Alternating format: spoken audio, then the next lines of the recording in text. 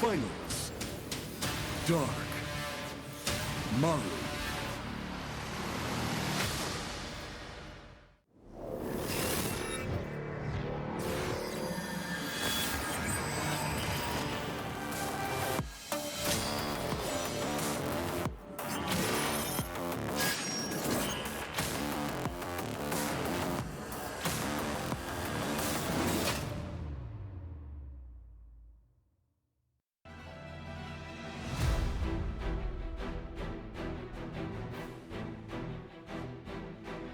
"12 years of GSL, and we're still going strong.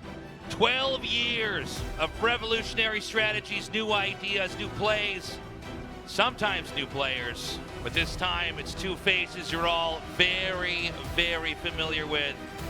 This is going to be a fight to see if Dark can once more come out on top as a GSL champion, or if Maru's going to get his 7th victory. Coming up first, Dark, the player, one of the only Zergs in this season at GSL, coming here once more in Season 2 to fight and become a champion in a season full of Terran dominance. The lone hope. The lone hope for non-Terrans around the world. There's so much on the line here. He is against the most consistent GSL player of all time, repping the Zerg race. In eras before where Zerg were completely, dominant. He's fighting, trying to hype it out. But anyways, this is our best finals intro ever. His opponent here, the most consistent and greatest Terran in StarCraft 2, winning GSL after GSL after GSL in so many different eras, is here to prove that 2023 is another one of his eras.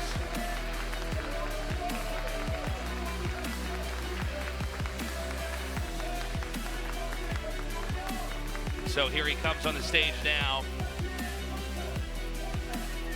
Only one will survive. Both surviving two very different round of 4s. Dark 3-0ing, Maru reverse sweeping 3-2. Dark won in convincing fashion over GuMiho. And ZVT, Maru really struggled that opening series. We'll see what he's able to do now. We're bringing Caster Park onto the stage here to interview the two players, get their thoughts, then we're going to get this best of 7 finals going. An impressive semifinals. Dark, didn't you just say against Terrans it's hard, it's a tough matchup?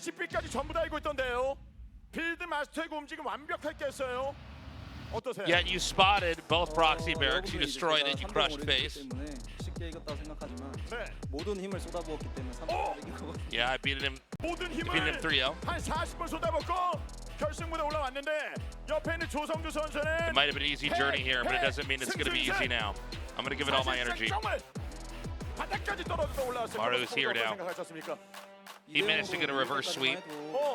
What is your take on him now?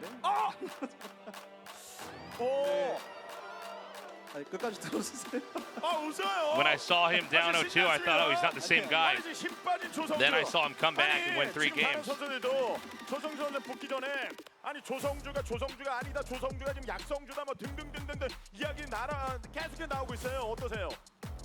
A lot of people are saying you didn't seem like you're the same Maru from before. How do you feel right now? I think I am with you before. 오늘 조성주 선수를 이기면은 박영호 선수 시험원을 미는 날이 좀 될 수 있습니다. 진짜요? 예. 우승하기 전까지는 Dark keeps saying if he defeats you today, he's going to shave his beard and mustache. 이제 마지막 관문은 조성주인데요. 어떠세요? Maru says, really? He didn't know about that. After I hear that, now I really want to beat him. 압도하는 모습을 봤을 때 좀 두렵거나 좀 무섭거나 그런 생각 안 들었습니까? 영호의 엄살이 너무 심한 것 같아가지고. 오! Dark destroyed those Terrans earlier. Was that intimidating for you? 못 믿겠어요, 그냥. I guess, but he's also become the #1 ranked whiner about balance. I don't trust what he's saying.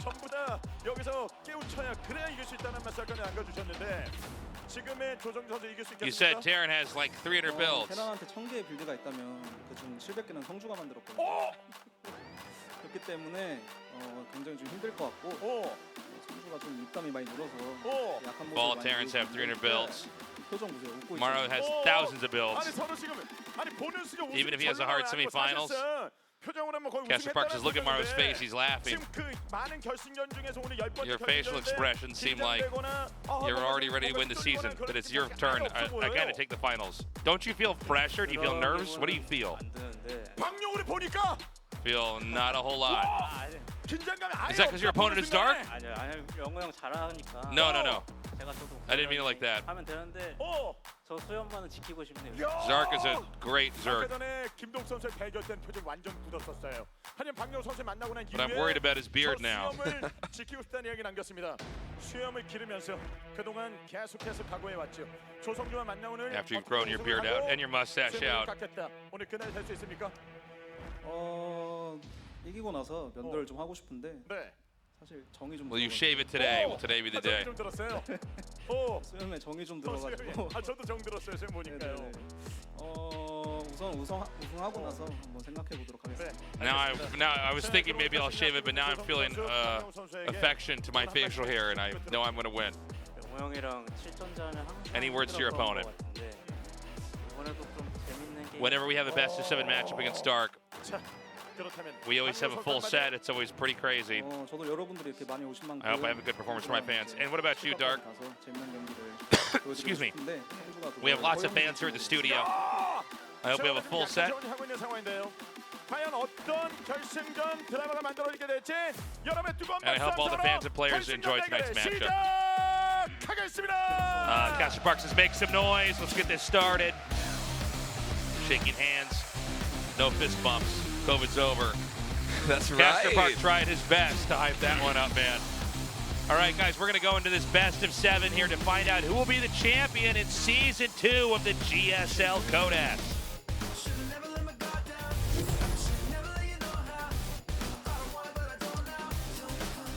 All right, Dark versus Maru. Best of 7 to decide who is going to emerge as the second GSL champion of 2023. Maru looked very shaky first couple of games against Cure. Perhaps not in the best form right now. Whereas Dark really breezed his way into the finals with a clean 3-0. You gotta ask now, who's gonna be able to emerge victorious here at this best of 7? It is a real marathon Maru had to play through. Excuse me. Real marathon he had to play through here. And Dark, I mean, he made it look so easy, honestly. That being said, GuMiho, the way he played, I feel like was a little bit too risky, and Dark had a bit of a cakewalk to get here. Yeah, GuMiho did play, quite greedy. Oftentimes going for proxy barracks to the fast 3cc play, and Dark every single game, from game 1, game 2, game 3, always killed him with the timing attack on 3 bases, just absolutely powered through. I don't think Dark will be able to do the same thing here against Maru. Maru is a much more conservative player when it comes to defense. He's a lot harder to kill. He usually doesn't take those risks that GuMiho did. But we'll see. Dark, I mean, he has to be riding momentum. Keep in mind that was a very easy series for him, so he's been able to conserve a lot of energy for this final match, whereas Maru really just got put through the gauntlet against Cure. It's a good point, and also Maru, besides putting all that work in, Dark didn't have to show his builds.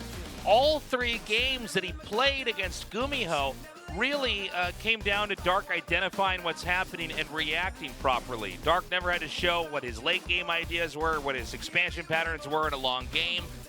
So he's going into this pretty clean, and that comes on top of the fact that, already, and it's sort of the weird advantage you get when it's one race dominating your tournament and you're not playing that race, is that you really have to prep for just one matchup. So I think there's a lot going here for Dark.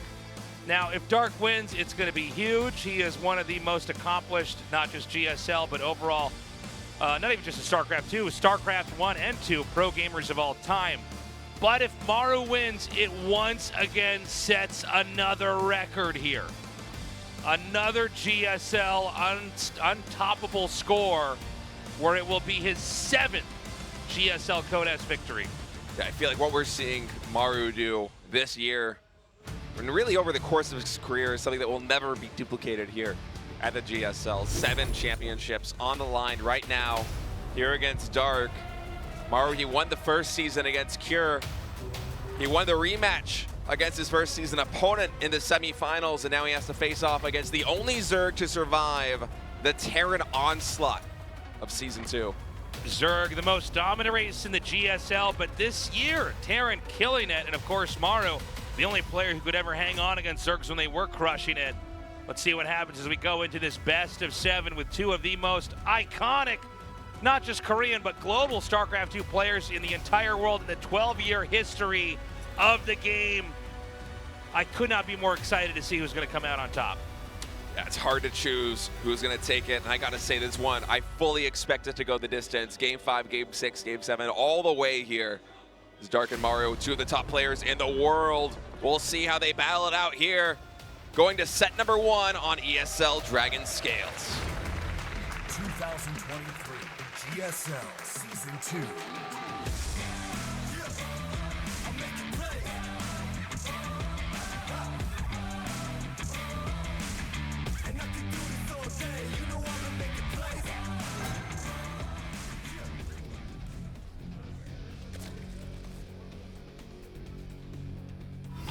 DKZ Gaming, Dark.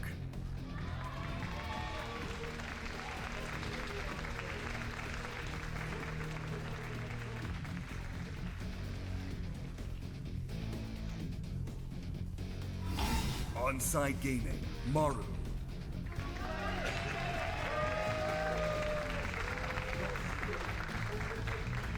Okay, so this is a barracks on the low ground. By the way, full house here tonight in the studio. Yeah, with extra seating too. Yeah. It's absolutely sold out. Sold out immediately, by the way.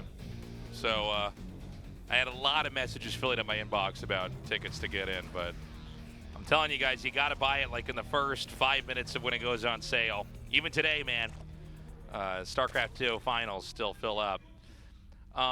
We're getting some shots here of the audience, but in-game, double racks on low ground, so playing a little bit like we've seen before with what Bjorn would do.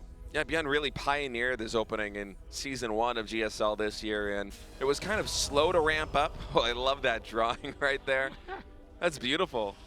It was slow to ramp up in popularity among the Terran players, but really here in Season 2, you're starting to see a lot more Terrans, such as Maru, such as Cure, utilize the 2 barracks play that, you know, Bjorn really developed over the course of this year at their top level play, and it's great. I honestly think this might be one of the future builds that Terrans just go back and rely on. I could even see it overtaking a 1 barracks expand in popularity with how reliable it seems to be. You know, when the first time we saw this here in GSL, we were wondering how is this going to defend against a Roach All-In or a Ravager All-In or a Baneling Bust, and although it can certainly be a point of vulnerability, we often do see players, like Bjorn for example, face off against those All-Ins and survive and go on to win the game because of it.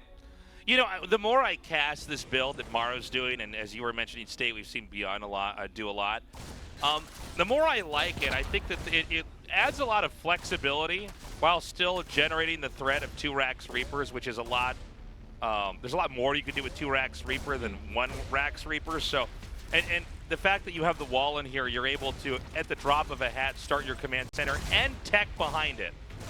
So it allows you to really interfere and toy with the Zerg in a way that 1 Rax Reaper really just didn't. I mean, 1 Rax Reaper, you know, before you were casting GSL full time, and this was kind of the big joke that Artosis and me had is like, wow, this is peak StarCraft 2 is when the 1 Reaper comes and maybe kills a Ling or doesn't, you know. But 2 Rax Reaper is a lot more dynamic. By the way, kills the Creep Tumor. You know, it's always good to get a little something there, but from here, we have the command center nearing completion. The Terran can continue to tech up the factories inbound here. And I think it's a great way to play. Now, Dark did manage to get a drone over. Not that the Reapers were ever giving that part of the map that much attention. But the third base was not impeded in its production.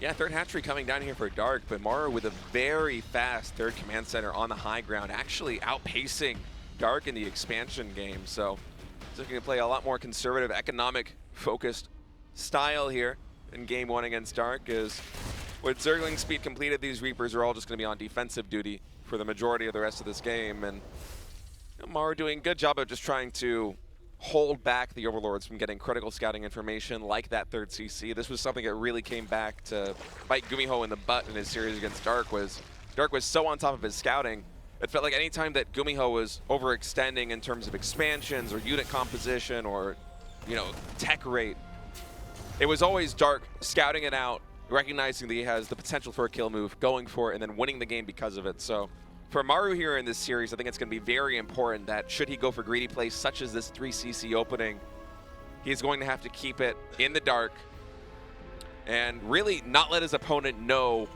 what is coming until he's already in a position where he can properly defend. Right. Now, Dark is generally the master of defense.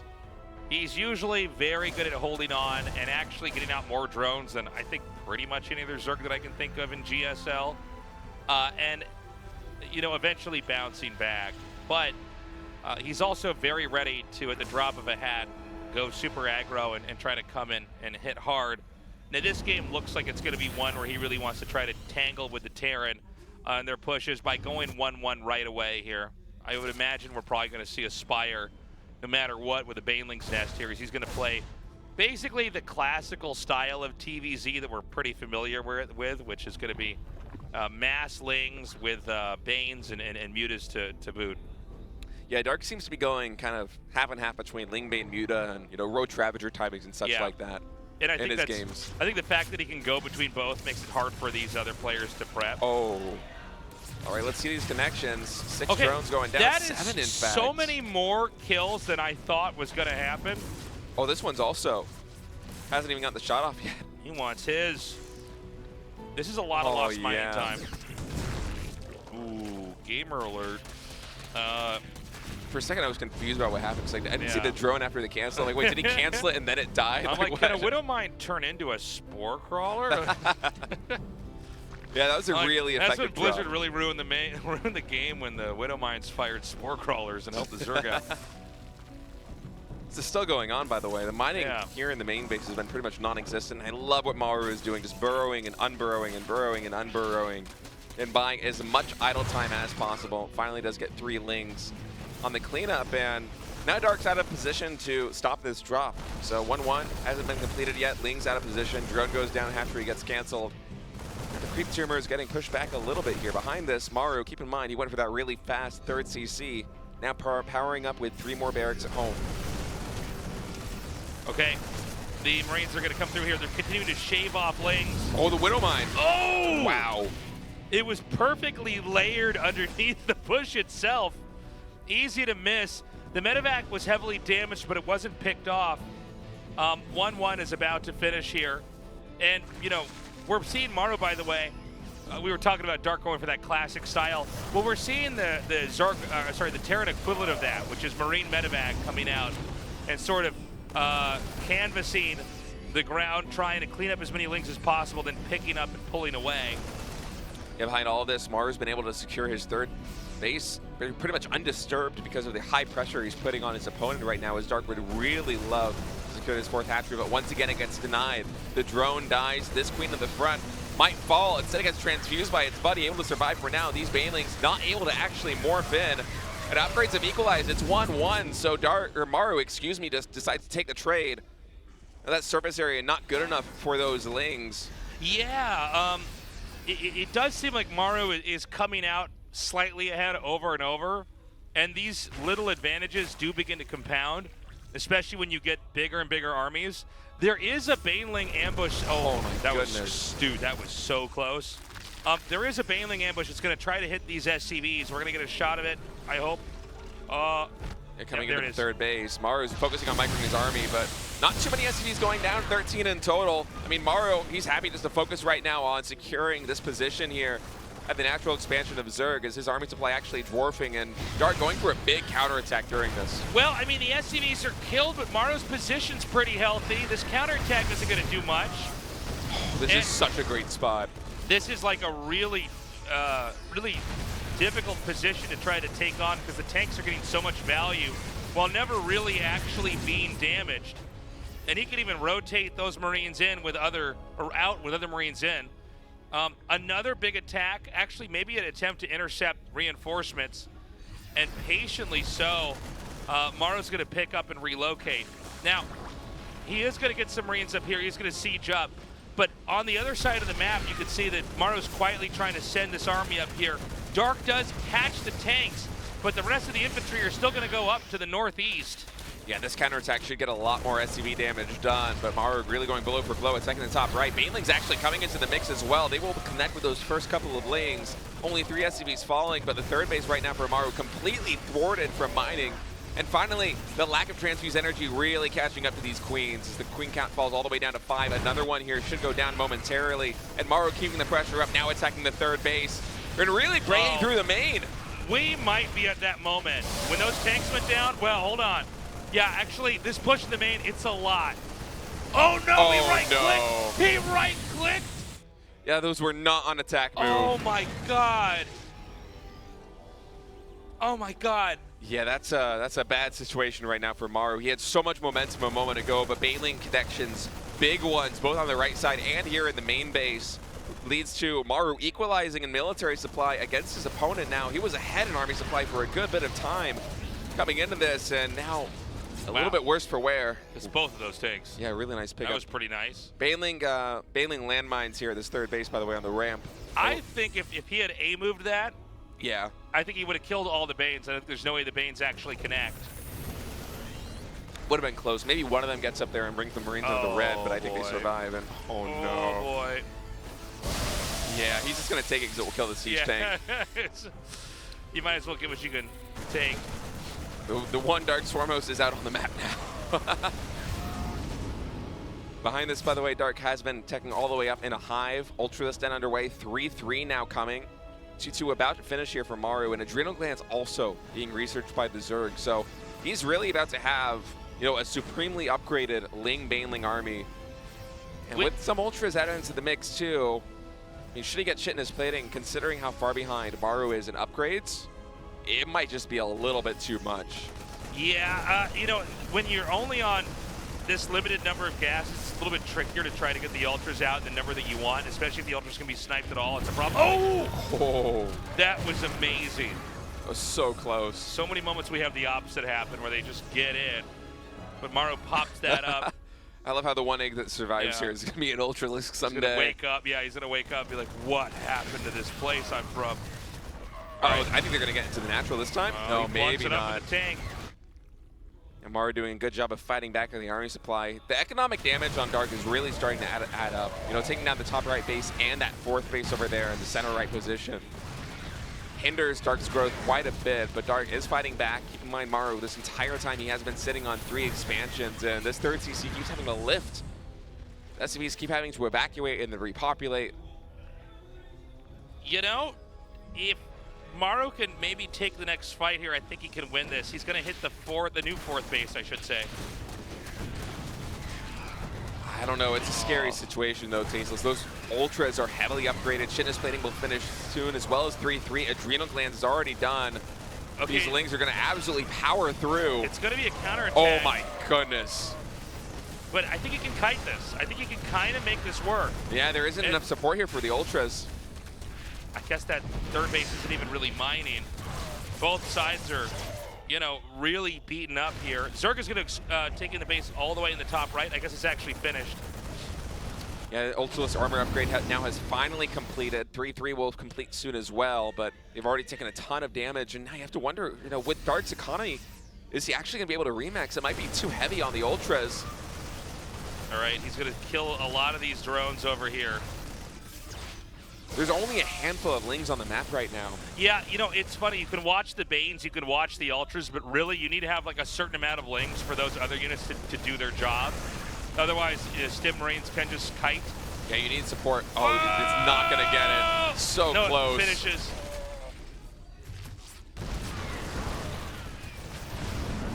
Now these Ultras really become a problem for the Marines without +3 ground weapons. They're just going to tickle those things, and so Marauder is probably going to be added into the mix here for Maru, I would expect, although he might just focus a little bit more on siege tanks and liberators, which it seems like is the plan.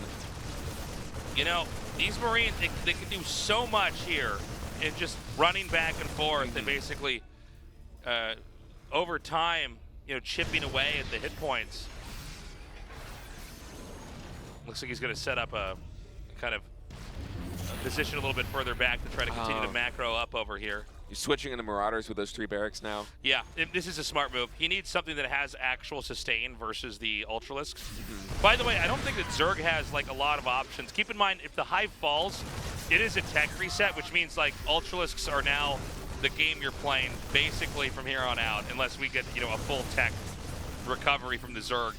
And the hatchery and the main, I think it's at like maybe a 4th, a 3rd HP. Oh, actually, maybe like a 5th of it's gone. Yeah, he keeps transfusing it. That's why the map is a little bit scuffed there as Ultra's coming in here on the low ground, able to clean up these tanks. And finally, this position is breached by Dark, but you know, his economy has struggled a lot. He's only just now securing his 5th base as Maru's been playing whack-a-mole with all these Zerg expansions across the map, but the saturation on the top right base, it's very healthy. Maru's still sitting on only 3 command centers. That main base almost entirely mined out. You know, nobody is really comfortable economically here. Terran would like to have a 4th base in the works probably, you know, minutes ago.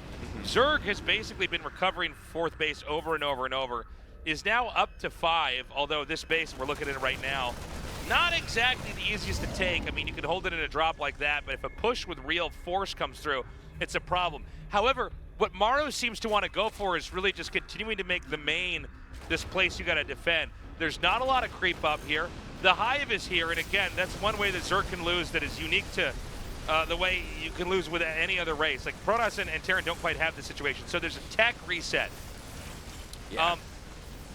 Zerg's going to have to go all the way back in the lair and then Hive if they want to build any new technology buildings from those structures. Spawning pool falls as well. And so with that move, I think that with Ghosts and Marauders coming, it looks like it's going to be just Ghosts. I mean, this is a really tough one. I think that Dark may have one of the most difficult positions at this time of a game that we could ever imagine for a Zerg. And you're seeing it happen here. I mean, these are cheap units.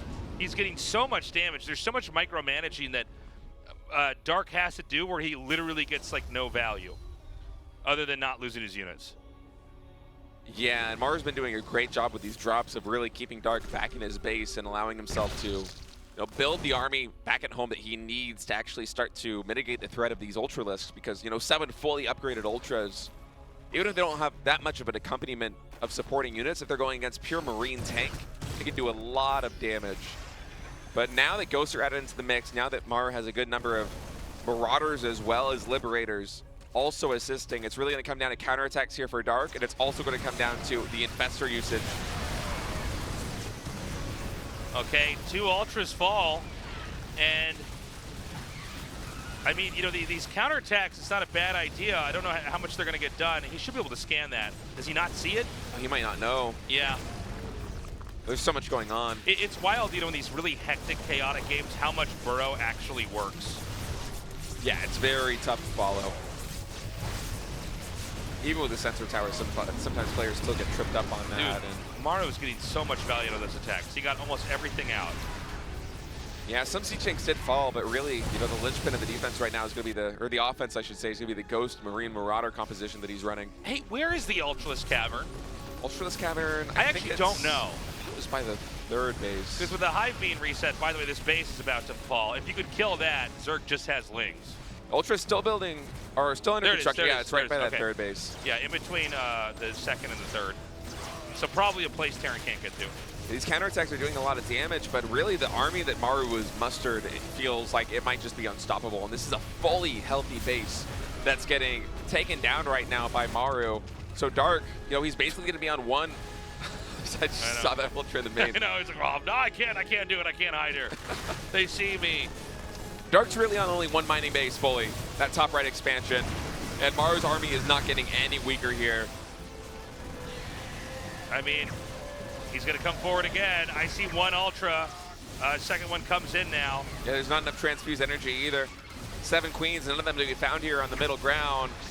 And I think Dark is basically run out of steam at this point. Maru has been able to take out enough bases and buy himself enough time to get the composition that he needs, the economic advantage that he needs to take game number 1 here against Dark.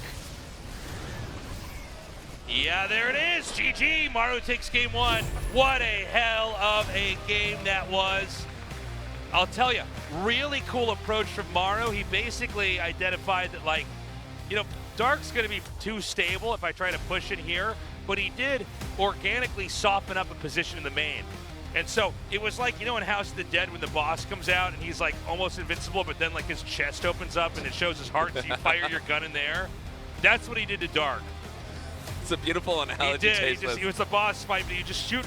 It's like, and then the final part like opens up on his knee and like it doesn't show the whole time. And you keep shooting your gun in there.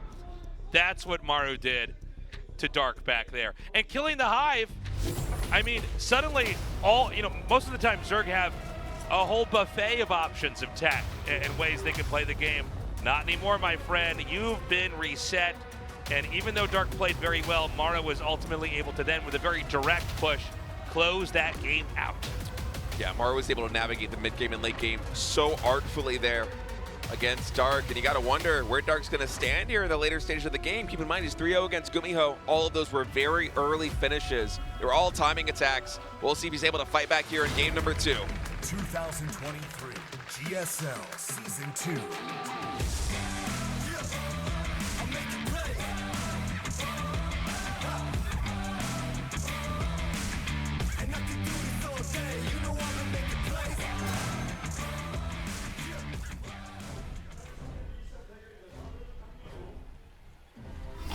DKZ Gaming, Dark.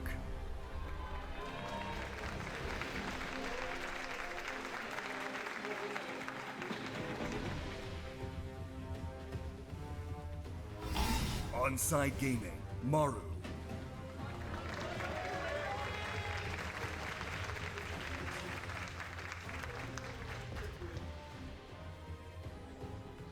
Okay, it's going to be that same build, I think, from Maru. We got the first barracks there. We'll see if another SV comes down and makes a second. Yeah, almost certainly will. Yeah. You should keep in mind as well that Maru and Byun, very good friends. They share a lot of builds together. They share their ideas together a ton. You can even see them in that fun little pre-match interview that we had where they can joke around with each other. And I guarantee you that Byun helped him prepare for this eventuality here at the top 4. Should Maru meet Dark in the finals, you know that Byun has his back. You know that he helped assist him on his way in. And you can really see that starting to shine through a little bit here as Maru's almost fully adopted this style in the first couple of games. By the way, I mean, that really says a lot about Byun and the impact he's had on the whole Terran meta, that you're seeing something that was so explicitly his build and now Maru's using it.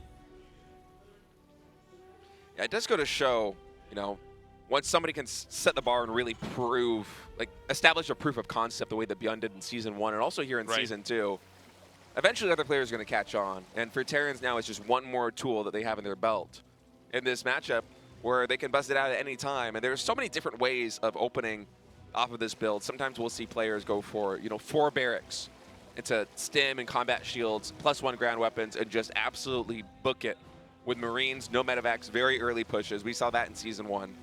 You can also tech up very quickly. You can go into 3 command center very quickly, as we just saw in the previous game. And it's very difficult for Zerg to scout because the Wallen, it's all the way down there in the natural expansion. You can't sneak any lings up into the main ramp and get a little peek inside the main base that way.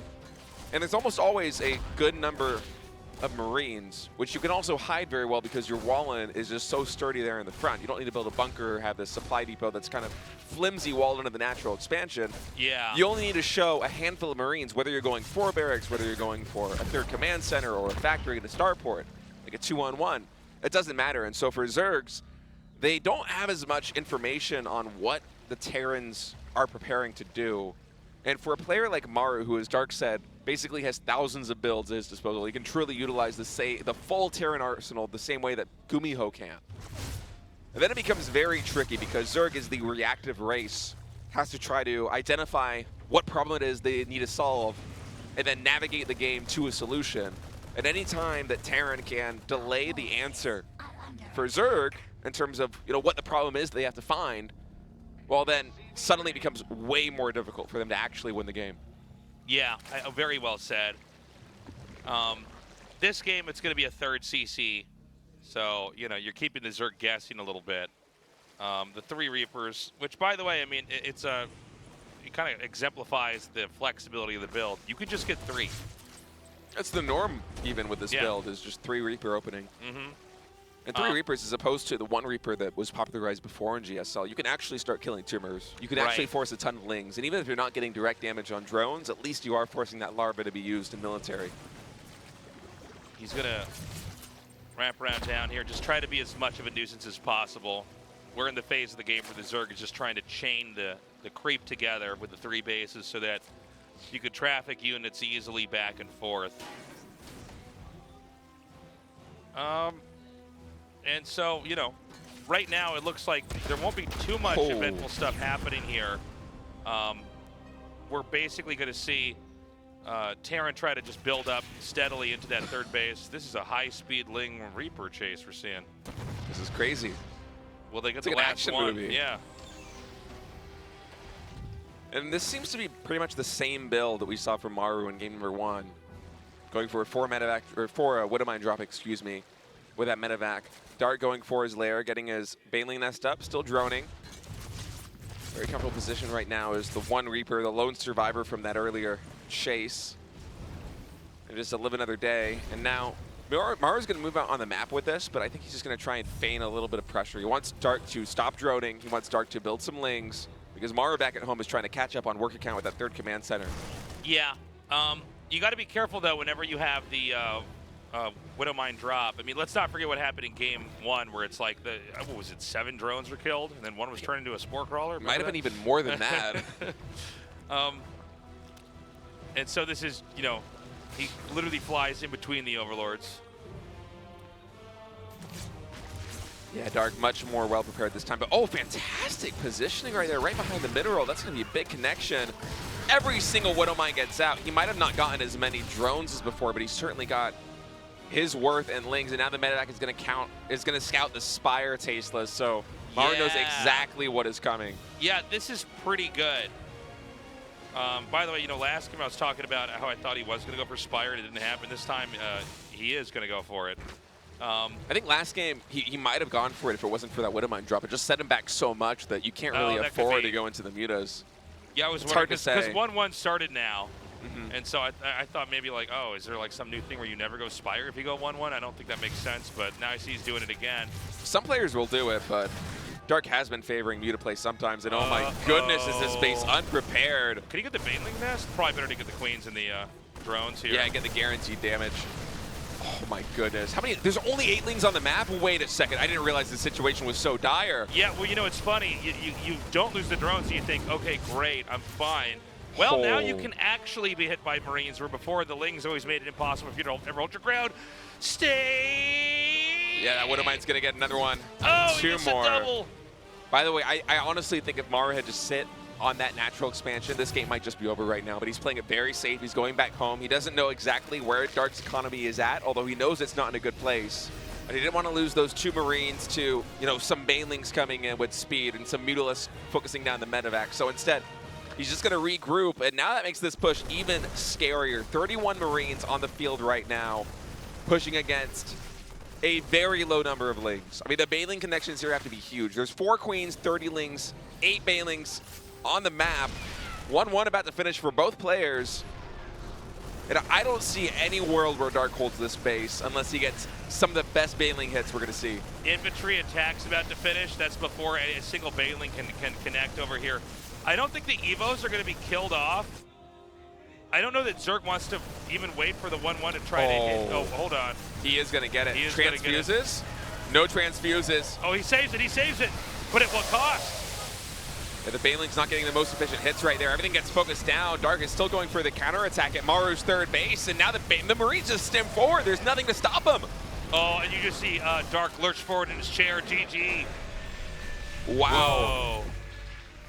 Whoa. Whoa.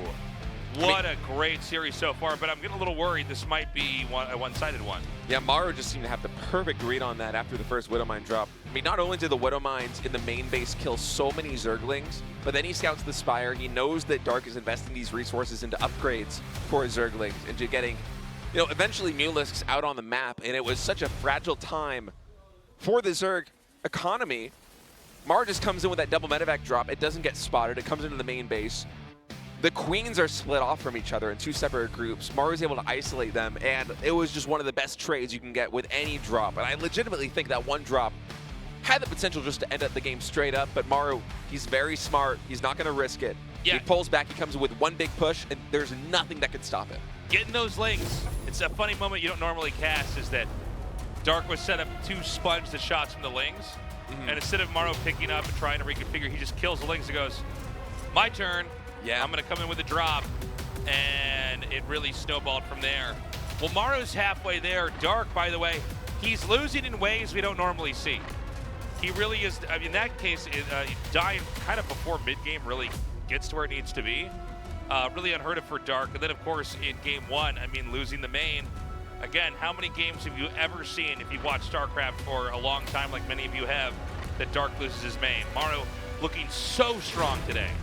2023 GSL Season 2.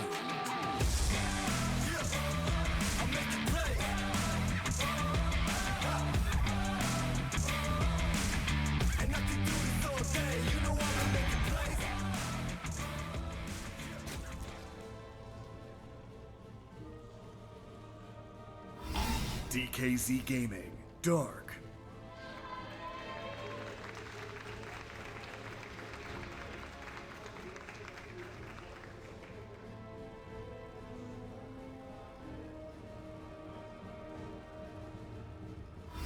Onside Gaming, Maru. He's looking good. The Maru Baru man. The what? Maru Baru man. I can't. Joke sucks. Moving on. Moving on. Beyond Spilled. Go! You know the talking points. I just completely missed that the first time that you said it. Then That you was said so it good. again, and it's just like, I was like, is this funny? And then I said it out loud. I'm like, it's not. It's not. It's like most of what I say. no, you're a very funny guy, Tasteless.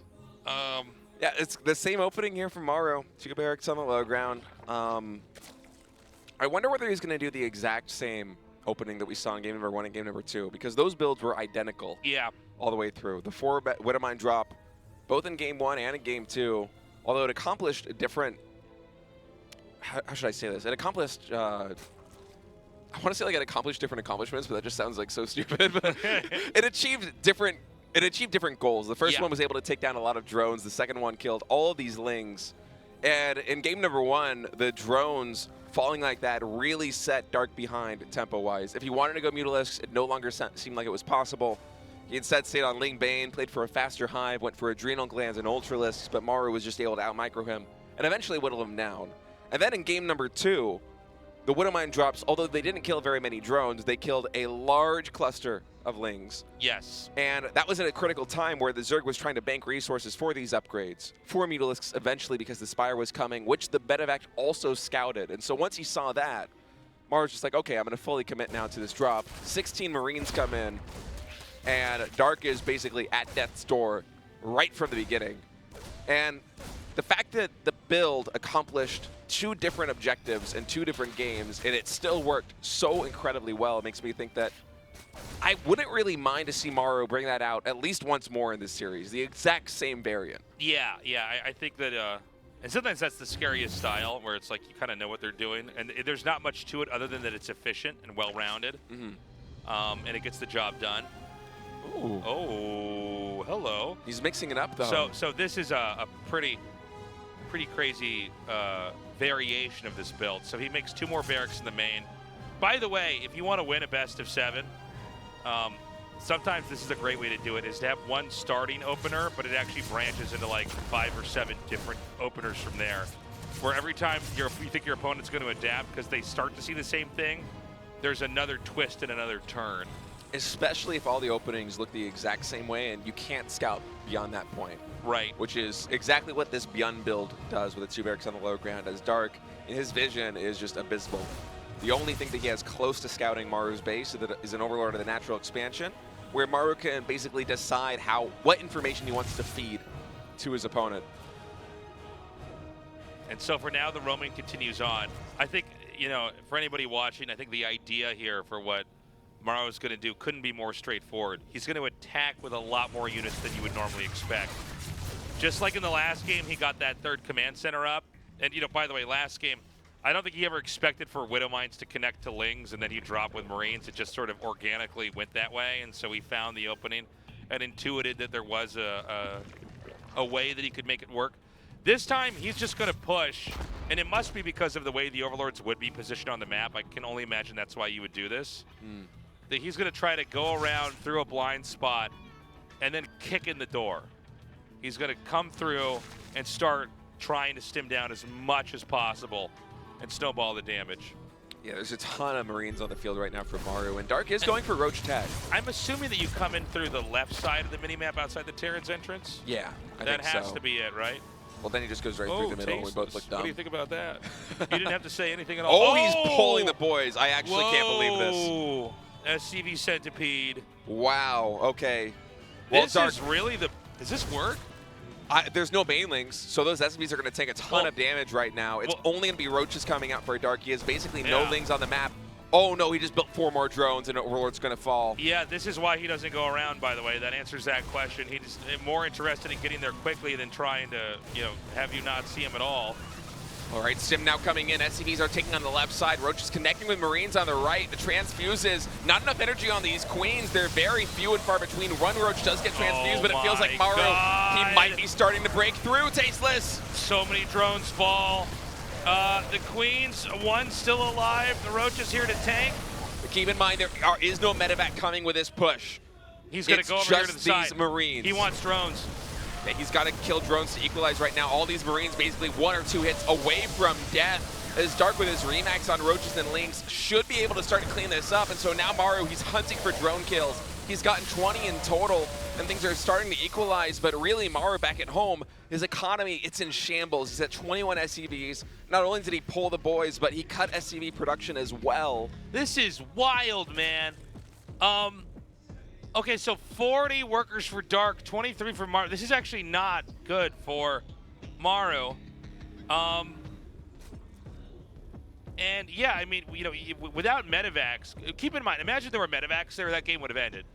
Absolutely. The Marines would have just healed up, and the remaining units would have been killed off. But instead, the stim, it finishes, and I actually think Dark can survive this.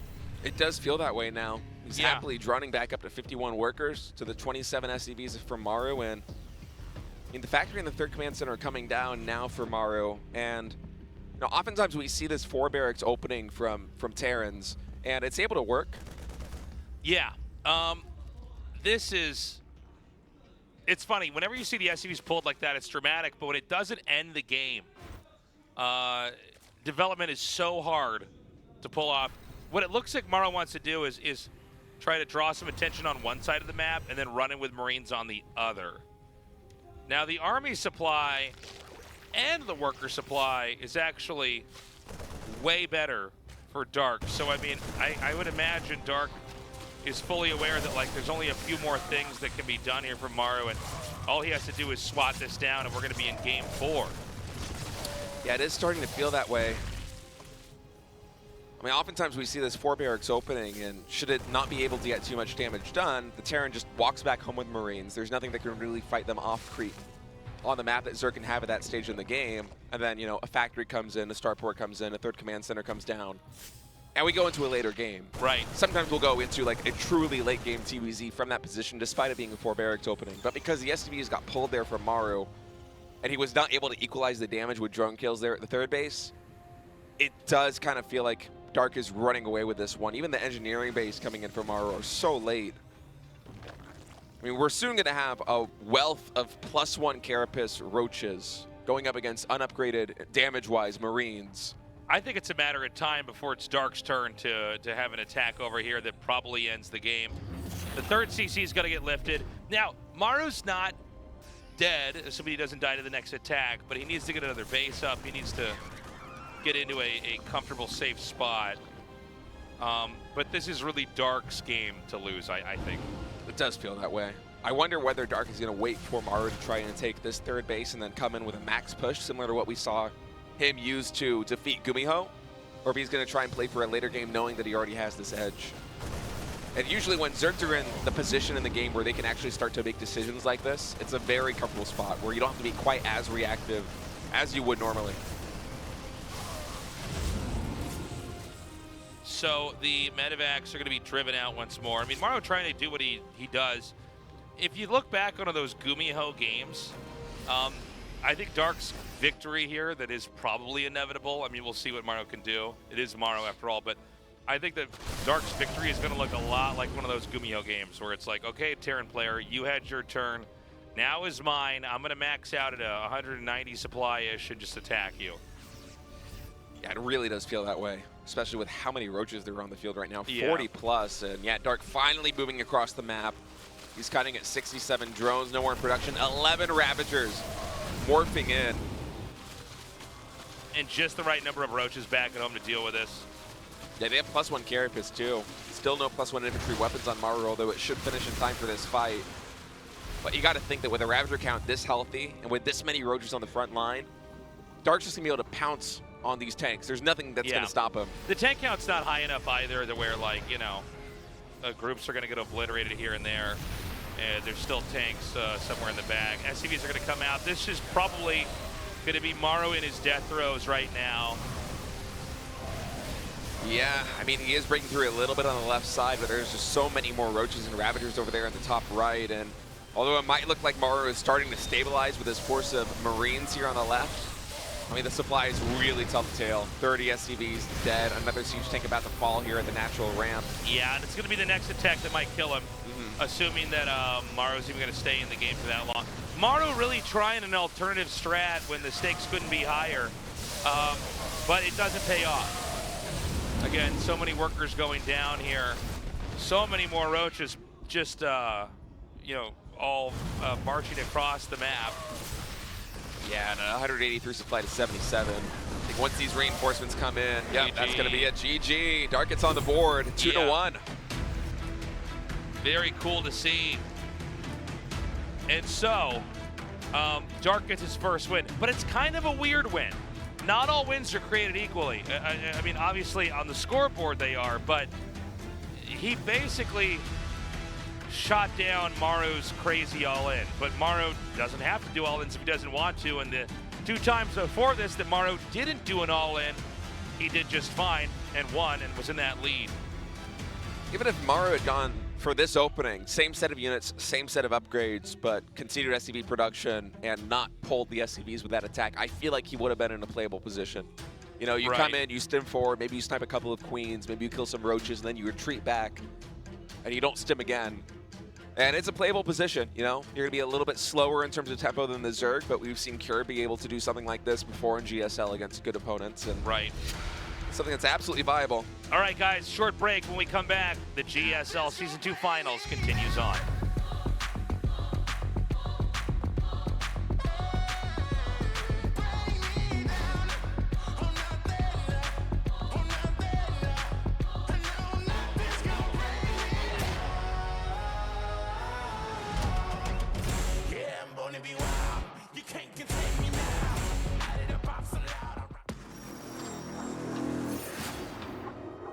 들어가서 왼쪽으로 아예 돌파를 해버립니다. 이거는 막으면 이건 신입니다.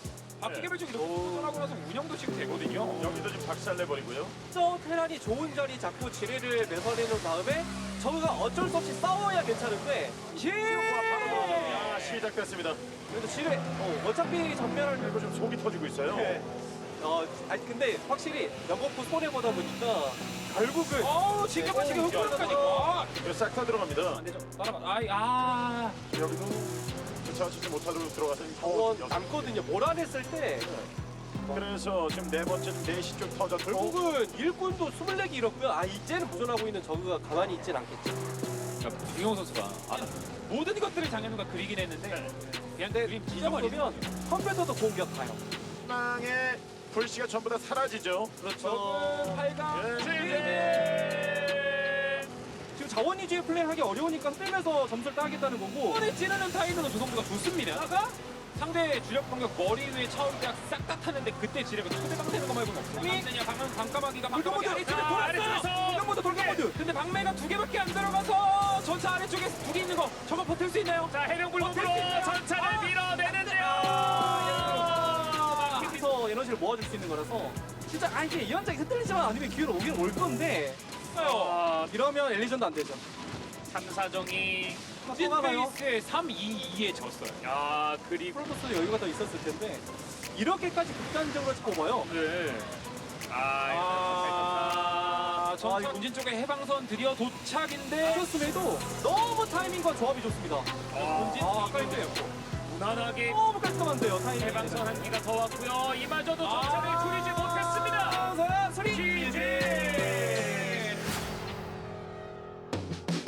플레이가 엄청나게 클 걸로 예상이 되죠. 네, 뒤에 좀 개매춘 하나도 그래서 이것도 막는다고 해도 이게 막을 게 맞나 싶을 정도의 피해가 예상이 되죠. 야 에어싸네요. 생산이 보통 입장에서 엄청 아쉽게 느껴질 거고. 그래서 좀 손해가 발생했고 이런 상황에서 이러면 유럽의 병력이 너무 초라한데요.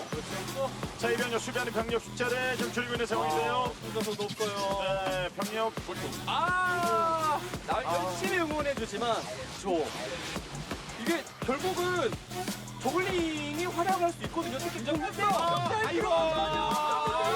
불면서 약간 그렇습니다. 불면상에서 못하는 모양을 되찾기 위해 가는데 입구를 막아요. 모양 방금 분량이 없어요. 방금으로 가져갑니다. 시네마틱일 뿐. 자, 세게 막아버리는데요. 테란에 대한 최후의 자. 지지! 또 길이 있기 때문에 그거 믿고 한번 사신으로 싸움을 거는데 뒤잡혔어요. 그렇죠. 도망 못 쳐. 우선 하자마자 자, 이 도망 들어가죠. 바로 언덕을 뺐습니다. 네, 뭐 방패 차이는 있습니다. 공방업이 돼서 거의 의미 없죠. 네, 자, 여기도 병력. 자, 위로 좀 들어가면서요. 남전차 이런 거야. 내려서. 아니 왜 앞에 남전차를 시켰다. 기다리고 있어요. 그냥 와, 이거 낙하. 여기서 확인하고 이제 바로 들어가고 있는 상황인데요. 이미 피해 누적. 네. 벽타기로 자리 잡아버리면 이러면 6시로 오는 거 몰라요. 그리고 이거 막느라 저글링도 구대훈 선수가 오로 왔는데 그럼 7시 뭐로 막을 건가요? 네. 이제 좀 소수병력 걷어내나 했더니 주력병력 왔다. 또 왔어요. 네, 천천히 와서. 여왕이 그 이상으로 해결이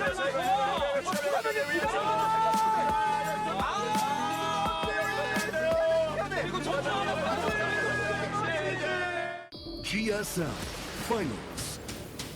Dark. Maru.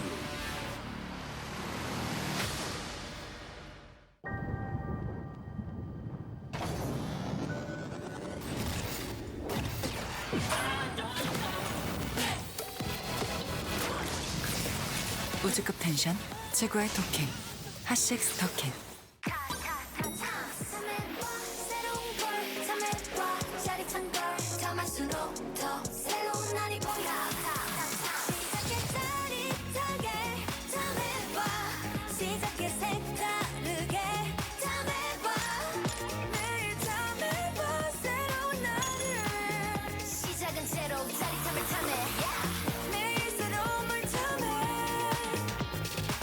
너도 탐세봐 탐세로. 똑같은 하루에서 답답함을 빼면 더 청량해질 거야. 제로처럼.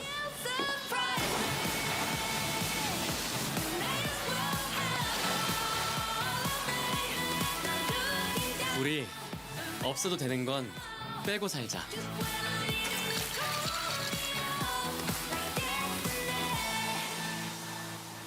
칠성사이다 제로.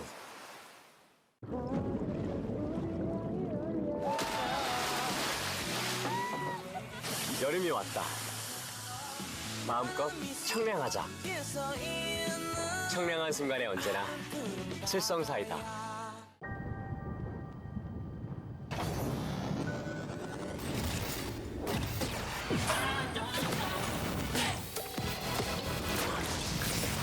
우주급 텐션 최고의 토킹 핫식스 터킨.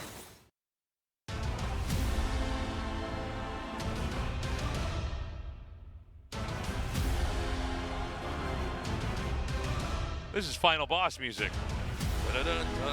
This is when the boss enters the final form. You're like, there's a third form? Are you kidding me? That was a two-stage It's boss. a two-stage boss, but of course, it's the last boss in the game. Maru is up 2 games. I mean, Dark does win the last game, but again, it's kind of a weird win. Obviously the score doesn't change.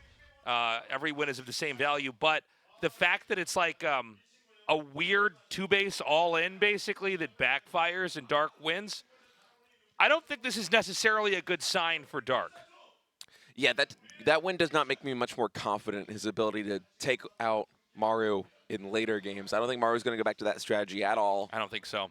I don't think it was a very good strategy, even against what Dark was doing, which seems like it wasn't the worst-case scenario because there weren't Banelings, but still the bus doesn't work. It seems like it's one of those builds that Maru's had for a while, and he thought, all right, Game 1 and Game 2 went so well. Let's try this one out. Obviously, it doesn't work. Very rarely do you ever see a build where Terran just pulls SCVs like that. A lot of times it's like, okay, you're kind of ahead. A lot of times it's against Protoss. Like you think you can do the damage before Splash gets there, but funny game. Yeah, it was a funky one. But Game 1 and Game 2, I mean, the build that he went both those times, going for the 2-on-1 with the third command center, the Widowmine drop, both times just looked very solid. I wouldn't be surprised if he went back to that or some kind of variant on it. You know, maybe not with a Widowmine drop, maybe with some Hellions or something else, but it's been very good for Maru thus far in this tournament. You know, he's been looking solid since those first 2 losses against Cure. And so we're going to go into Game 4 now, and it's essential that Dark wins this. Now, Dark is losing in games that are, I mean, look, Game 1 was pretty epic. It was cool to see Maru take out the main. Game 2 was a very circumstantial game that we almost rarely ever see a game quite like that in a ZVT. All the Lings are killed. He put the Lings there to absorb the Widowmine shot. Normally, you always use, ideally, 1 Ling to absorb a shot. Things happened so fast, he kind of like held position his Lings in an L shape. Yeah, it was like an arc around the Widowmines. Yeah, and so I think maybe 2 drones were killed and all the Lings were killed. But so many Lings were killed that Maru knew he could just drop now. Normally, in the early game, it's a combination of Queens hitting the medevac and then the Lings surrounding all the Marines on the ground that force the Terran to lift up and they have to find another place to stay. Without the Lings, or at least a high number of Lings, the Terran just roams through the base, killing stuff, and Dark died outright. And then the fact that Dark loses in Game 1 to a push, you know, like, I guess all Zergs, that's how they lose, right, is to a push. But to lose like that, it's kind of a scary sign because what it shows is that it seems like Maru's early game fundamentals and his late game fundamentals are fine. He doesn't have to do anything really fancy at all. And if he does, in this case it backfires, but we all know there's a big range of ways that Terran could play. Yeah, we haven't even seen Maru really go to the late game in TPZ2, which I think is what sets him apart from basically every other Terran player in the world, is how well he's able to navigate the late game, how he's able to build up, you know, the perfect defense and then navigate himself to the perfect army composition and just play the cost-efficient game. He hasn't needed to do that so far to go up 2-1 in this series, and considering what a shaky victory it was for Dark in game number 3, although it still is a win, I wonder whether he's going to be able to come back now and continue this streak and build some momentum. Listen to this music. It's dramatic. Is this the Elden Ring DLC? This is. Is this an Elden Ring boss fight? Is it Maru? Do we have to fight Maru? I like GSL, but where are the organs? I need more organs. Church organs, please. Altitude is going to be map 4 here as we go into this next map. Now, if it's 3-1, it's going to be extremely difficult for Dark to recover. Fingers crossed for Dark's sake. He can tie it up 2-2. 2023 GSL Season 2.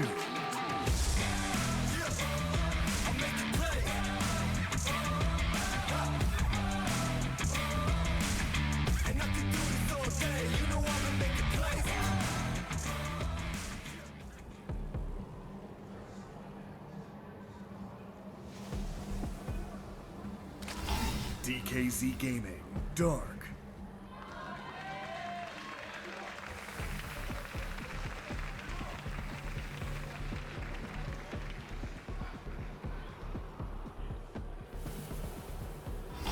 Onside Gaming, Maru.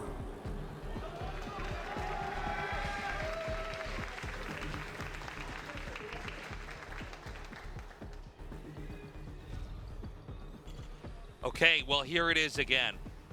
We've got the barracks in the low ground. I don't think we're going to have games without this. I think we'll have at least one proxy racks. Sure, yeah. We need a one proxy racks game. But I guess if we don't have anything that's like crazy, I would imagine Maru just sticks with this. Yeah, it seems like it doesn't matter, you know, what the architecture of the map is really, whether it's going to be a high ground natural expansion or a low ground natural expansion. He's just comfortable going for this 2 barracks play on the low ground. And thus far in game number 1 and game number 2, the 3 Reapers into Widowmine drop worked very effectively for him. Game number 3, the all-in, was not that good, as Dark fan here in the audience. I know, I agree. Hashtag Darkwin. Yeah, man.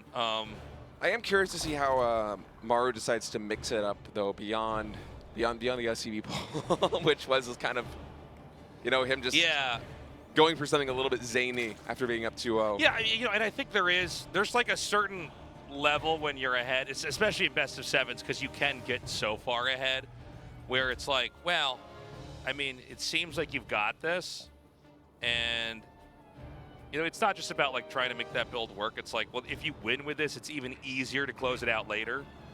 But here we are. It didn't work. It did backfire. So, curious to see exactly what Maru is going to bring to the table this time around. Yeah, I wonder that. I mean, there's a lot of different things you can do. Let's see, he could even try to mech, off of this build. That would be another crazy variation.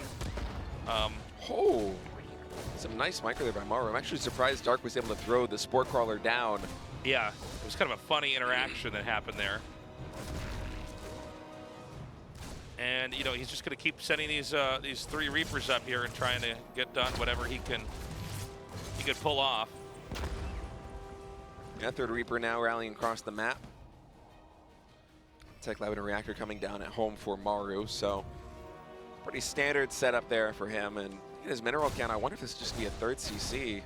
Yeah, it's looking like it. There it is. And you know what? I mean, are we really that surprised with the success he already had in game 2? Oh, and this is a really nice timing for Dark to come in with this Overlord as well, as he actually got to confirm the 3rd CC play. I think this is the first time in this series where Dark has been able to actually get some meaningful information from that first Overlord on the opening for Maru, especially this early on. I'm glad you point that out, Steak, because I think it's so important. I mean, it's easy to watch these games from both perspective, and kind of it feels like you really, they both know what each other are doing, and it doesn't matter. And is he gonna get this queen? It's gonna be very close. He's gonna get it. Oh my God! And it escapes. It escapes. That's wild. I can't believe it. It baits them off creep because he just keeps attacking the hatchery. Dark can't let that stand. And then the grenades, he just kind of pushes them where he wants them to be. That's amazing. He's going to get a tumor too. Yeah. Queen's like, you killed my friend. Dude, that's wild, man. Absolutely. How often do we see a queen fall to Reapers early in the game like that? Well, it's funny because we see Reapers and Queens and them interact, and it's so common that I a lot of times don't talk about it because I think there's value in play by playing certain things and not other things, and then like that happens where it's like, wait a minute, is he gonna get this? And he does, and doesn't even drop a Reaper. Yeah, they're able to make their way all the way back home. Looks like it's gonna be a 2-1-1 behind the 3CC, so Factory about to complete. We'll see what add-ons he decides to go for with that. And Dark going for a relatively fast Roach Warren again, sitting on 49 drones. I really want to see that production tab for Dark right now, because I don't expect him. I was going to say, I wouldn't expect him to go for any kind of timing attack this soon, even though Maru's been going for 3CC, and Dark's timing attacks against GuMiho's 3 command center builds were so effective in the semifinals, but yeah, just going to continue droning his Dark. Maru just powering up back at home, adding in his 3rd barracks, double engineering bay, starport as well. It seems like it's just going to be some more marine medevac play from Maru, just right out of the gate. Yeah, here comes that 3rd CC. Right now, a couple roaches coming out here for Dark. Basically enough to toe the line if Terran does try to do anything. Keep in mind that in that last game we had, not the last game, the second game I should say, we had kind of an unusual interaction where a harass build is coming out, and it's always good to harass when your 3rd base is landing, because it keeps the Zerg defending and it makes it easier to kind of get things set up, and you might get value. But he actually kind of won the game with the harass, which is extremely rare at the highest of levels. But in this game, I would imagine this is going to be more normal. He's going to be pushing out, poking out, and trying to get stuff done. He did seem to maybe go under the radar, those overlords here. Yeah, but Dark is setting up here at the high ground, so he's going to be well equipped to deal with this push. Tumors will fall, but Maru not going to get very much more than that, as the roach count is really high for Dark. Oh, there's not enough room. That's so sad. They drew straws. Oh, he's going to make it. He's going to resent those Marines when they get back home. The tank's going to come out now. We're probably not going to see anything too committed until the next set of barracks and factories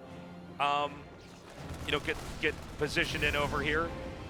Sometimes on some maps, Terrans know like pretty abusive spots to put tanks, especially when they get about 3 of them, where it's like really hard to ever reach them. Guys, I expect we're just going to have more drop harassment like this. I mean, any damage you can find like Overlords or killing Tumors does go a long way. It adds up over the course of a full game.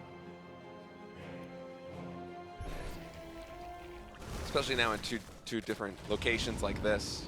I mean, being able to completely thwart the creep spread extending out of this third base means that, later on, nice picks here by Maru. He really knows how to toe the line in these engagements and just take enough of a trade that it's beneficial for him, and then he pieces out as soon as it's going badly. And by the way, Tesos, Nidus Canal under construction here for Dark. It's funny, we had so many TVZs today, but we didn't have any Niduses. Sometimes it's easy to forget they have it if you don't see it in a little bit.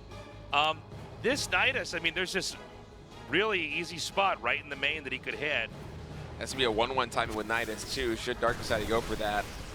Ooh, these vials kind of connecting, at least some of them. That was pretty good right there. Dark ballooning in supply right now with this incredible roach count, and you have to wonder when Maru's going to catch wind of this, because he's not able to find any damage. So he's got some roaches out here at the entrance. He wants to try to draw some defense over here, and this is right where the Nidus is going to come in. Now, does Maru realize this? He's pretty... He's stemmed. Yeah, I think he knows. Go. Yeah, this isn't going to be able to do very much. Yeah, but still, the fact that he was able to force Maru all the way back is damage in and of itself, That third base that had to lift off. Some SUVs did fall behind it. It's a good point. And now he's contained, and he can just use this Nidus Canal to fully reinforce the front line here. All right, so now he's going to start to try to shell anything that he can reach up here at the entrance. Yeah, he has to start working on that wall if he really wants to try and breach this position. And oh, I love this by Maru, going for a huge drop with 4 medevacs.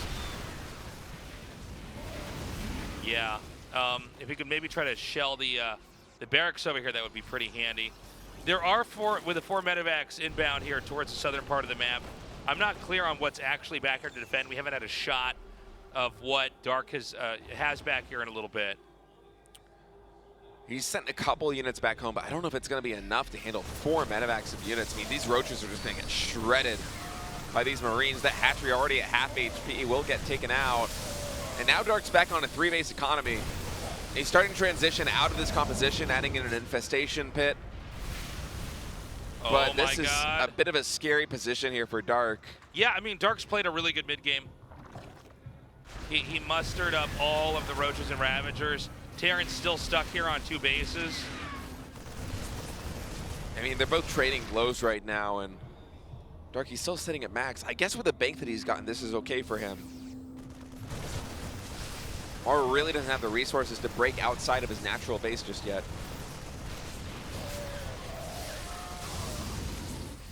Okay, so the medevac picks up here. Meanwhile, another attack in over on this side. Now this +2 infantry weapons doing work right now here for Maru. Now Maru, he's got a pretty scary army. He just hasn't been able to move out with it. I do think this is more advantageous for Dark, just the whole setup here. I mean, there's a lot of money in the bank right now that he can remax out on as well. And he's still able to deny this third base. Maru being a little bit timid here. Feels like it's a very tough spot for Terran to try to fight back from, doesn't it? Yeah, especially, I mean, the Ravagers just being able to bile down tanks makes it so much more complicated. Because should Dark be able to close distance on that, and you lose those tanks, then suddenly you're just getting overwhelmed on the ground. Yeah, that's right. I mean, Marines do well against Roaches when there's enough Marines, but considering the army supply right now for Dark, Maru's really gonna have to rely on the siege tanks here. Yeah, I mean, this is a lot. And again, the supply trade out is scary. The Marines stim in. Maru realizing he's got the upper hand in that fight. A decent number of tanks stay alive. And the supplies on both sides plummet. Yeah, that was a pretty cost-efficient trade there for Maru. Yeah, it was better than I thought. But these Marines are starting to make pretty quick work of these Roaches. And Zerg, you know, they can't be on Roaches forever. There's a reason why these units have a time and a place. I mean, yeah, I feel like Maru is actually starting to break free of this position. Holding that third base was so critical. you know, I really thought when Dark had that set up outside of his base that maybe he was just going to, like, be able to, you know, abuse that position so much. But when the drop came in, it scared the Zerg off of it. Then it seems like Dark wanted to try to trade in. Only the trade kind of backfired. And look, I mean, Dark still has more supply, but Roach Ravager, you know, it's kind of a funny thing. Roach Ravager takes up a pretty remarkable amount of supply compared to other unit comps. Oh, he's trying to catch him unsieged. Maru with a quick siege up, though.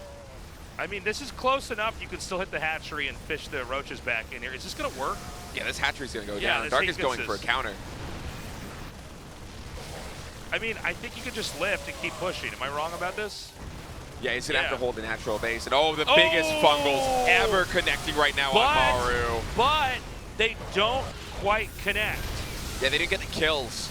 Yeah. The connections were good, but there wasn't a combination with Biles to actually kill enough of those Marines. And if Maru is still able to stabilize here at his natural expansion. There's almost no energy in these medevacs. Infestor's also very low on energy. I think that Dark might have one more fungal left. Now hold on a second. It's 3 base versus 3 base. Maru is actually on 4 base. Now he's set up the spot. He can keep shelling here. I mean, there's so many siege tanks here. Yeah, but not many infantry on the ground to support. So the siege tanks are going to get cleaned up right now by Dark coming in on 2 sides. Still, this is a relatively cost-efficient trade for Maru. Yeah, you know, okay, so, yeah, I mean, Maru, I think, still kind of comes out ahead there. Yeah, I agree with that. And all he has to do is retreat and go back to his base. So Dark doesn't know about 12. Dark's literally not scouted that. I was wondering about this because, you know, Dark is normally pretty good, even if it's like 3 Roaches, setting them up to that spot and just making sure your workers aren't mining. So this is like a back and forth, but there's just one error in Dark's play.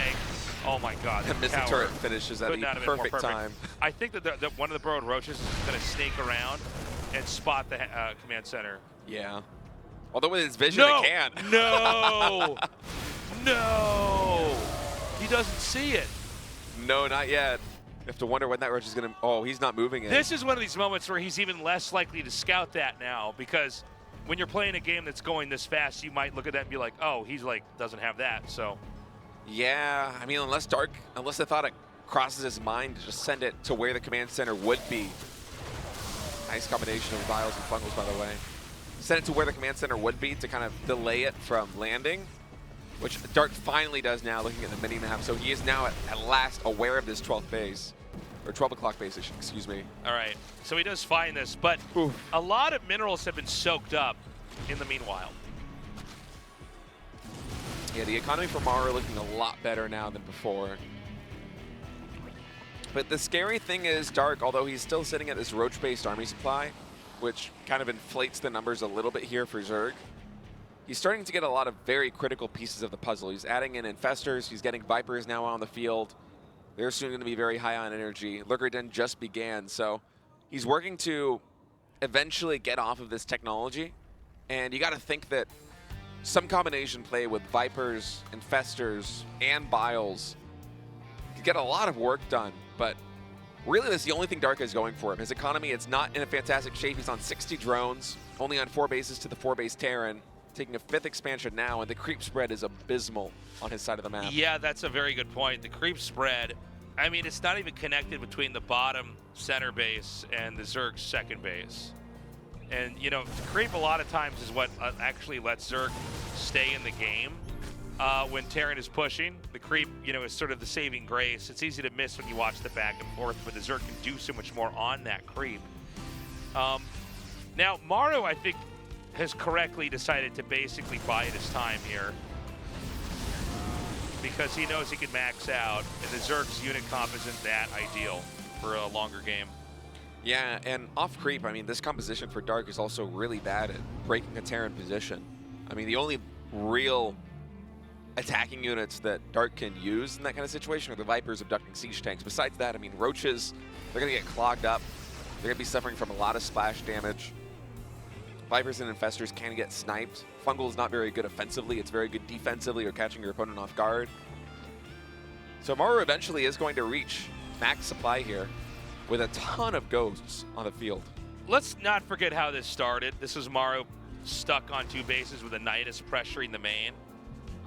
And now it's, you know, neck and neck, 4 base versus 4 base, with Zerg just now having a fresh 5th, which may be picked off over here now. I mean, this is kind of ideal, all things considered. The Zerg has to figure out how to spend this tech as well. Damn, he's so sick. He even gets that, yeah, Fester. There's a lot of energy used there by Dark, but it's still worth it in a bio like this. Lurkers and a macro hatch coming in. Spit base will get saturated soon.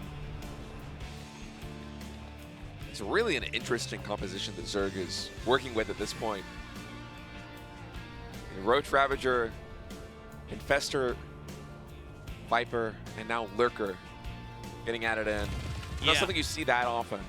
It's kind of a gradual tech away from the Roach Ravager here.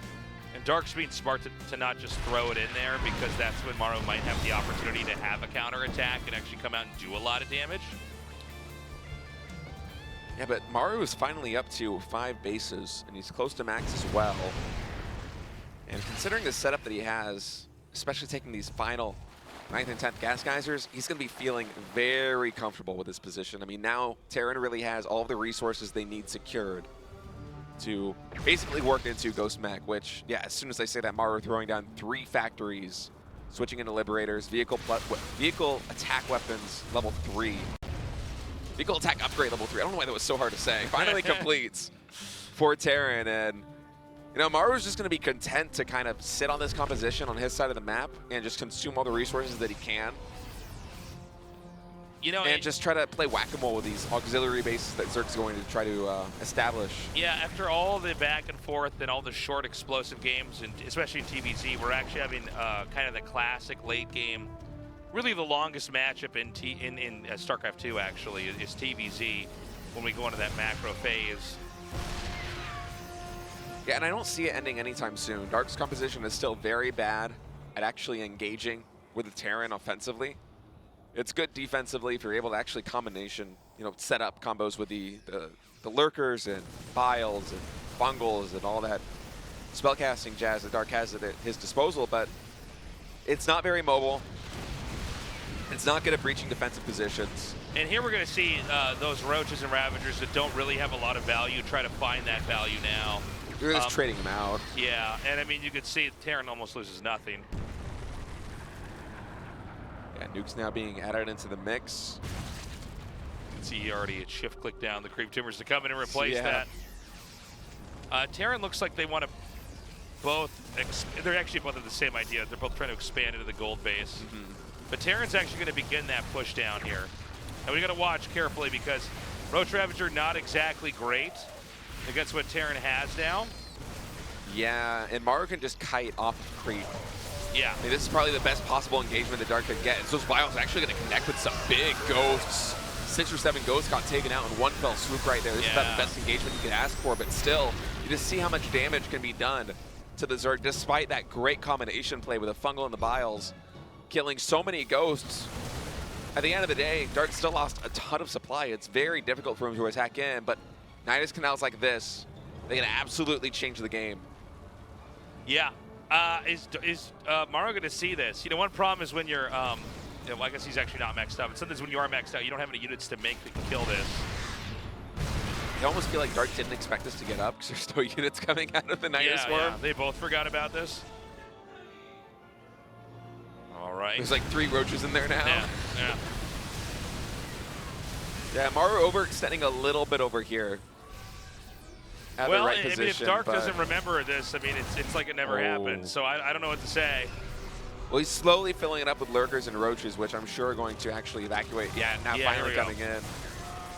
It's going to be a little bit problematic here for Maru to deal with. Keep in mind, Dark has a much more substantial bank. This is funny. His opponent. Are you sure about that? I don't. Hold on. Are you sure about that's the plan? Nuking the Nidus. I've never seen a Terran nuke their own base like this before. Yeah. Well, your depots die faster now. Do it again. Maybe we'll get it this time. Yeah. More nukes. I mean, these vials are absolutely shredding the infrastructure right now for Maru. And I think, yeah, Dark's just like, yeah, that's enough damage. I'm happy with that. Yeah, I'm gonna go home. He could start hitting these other spots on the map. The lurkers come around in such an angle where the SCVs can never repair this. If they do, which he tries, they all die out. Yeah, mitigating the splash damage from the planetary fortress as well. So Dark with some really nice plays there, and Maru's slipping a little bit on defense against that Nidus Ward. Now, like I say in every really long TVZ, we eventually got to start counting the bases left on the map. Dark has been, along with Maru, soaking up a lot of the resources on his side of the map. It is going to be a position where Dark is eventually going to have to be reaching pretty far to hold this. So, it's not over till it's over. And if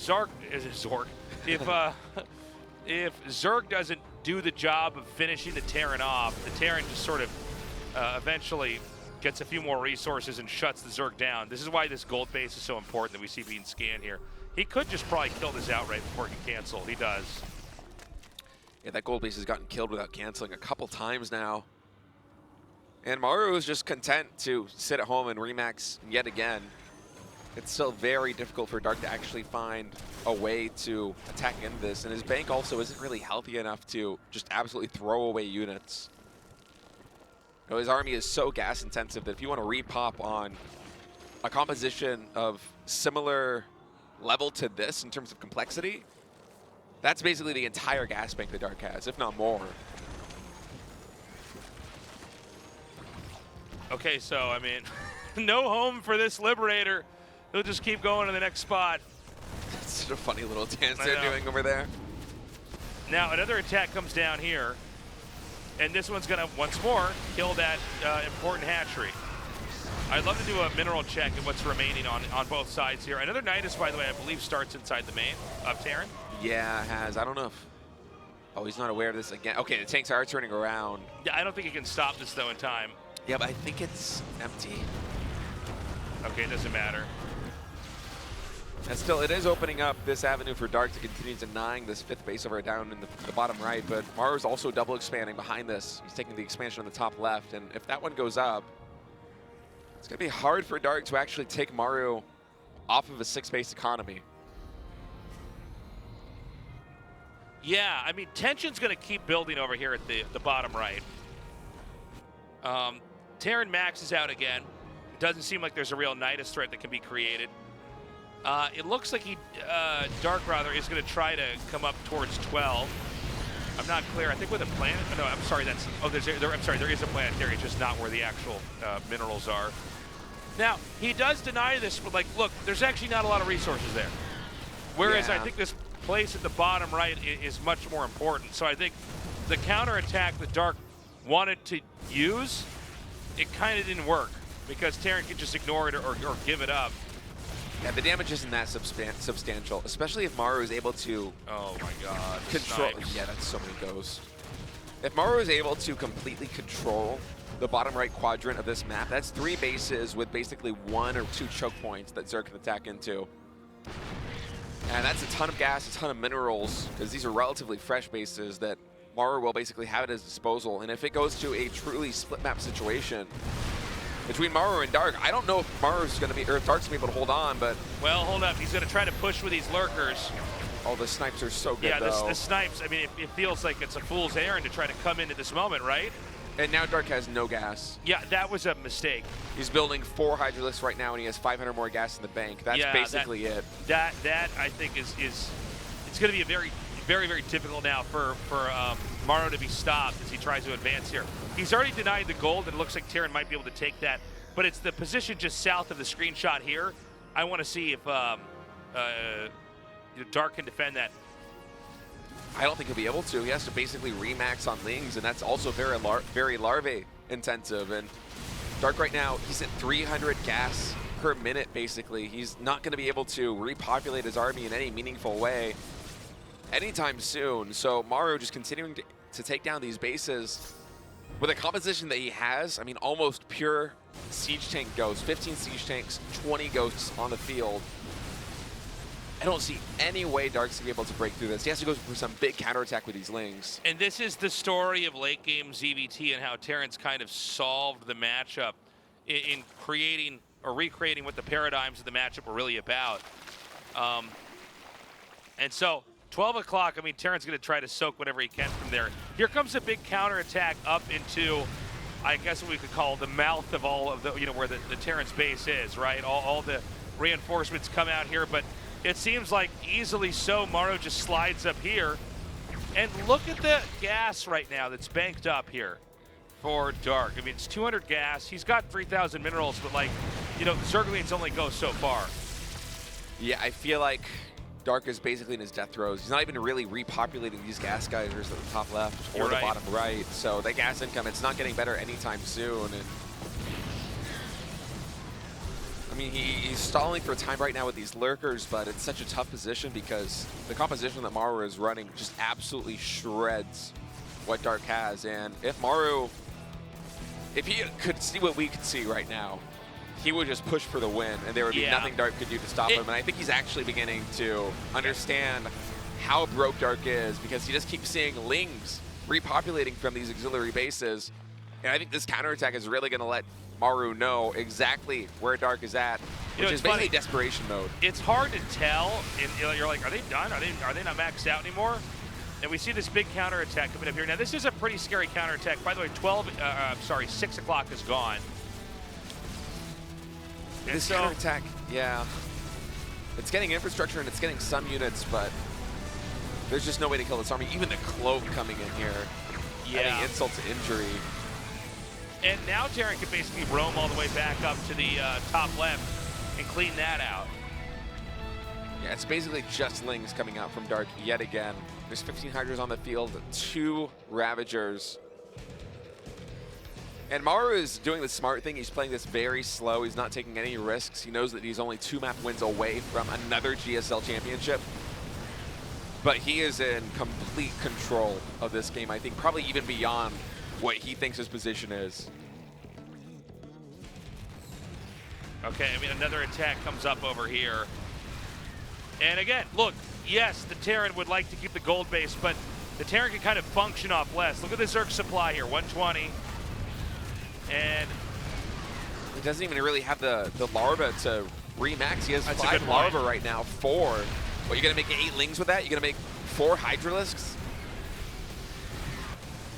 Dark is just running out of time. Yeah, this is gonna be, this base goes down, and it really, Dark taps out here. That's it, GG. Maru's up 3-1. That was one hell of a TVZ, kind of the TVZ I think you and I are used to seeing, the long, dramatic exhaust play from the Terran. It seemed like there were moments where Dark had it, but he got kind of stuck on Roach Ravager after the action calmed down, and he didn't really have anything to do with those units, no way to extract value. And Maru was not going to give it to him. Maru stayed back, stayed confident, and just let Dark sit on this, you know, obsolete unit composition. When Dark tried to trade it out, it was too late. Yeah, Dark not able to get the cost-efficient trades that he needed to set Maru back and then remax on something better. Dark instead just, as you said, bogged down with the Roaches and Ravagers for, you know, the majority of the mid-game there. Yeah. And those units, coupled with Infestors, are very good at taking fights close to the Zerg's base, very bad at actually breaching a Terran. And so once Maru was able to secure, you know, his 4th base and then eventually the 5th base, think back on how long that 12 o'clock expansion went unscouted from Dark.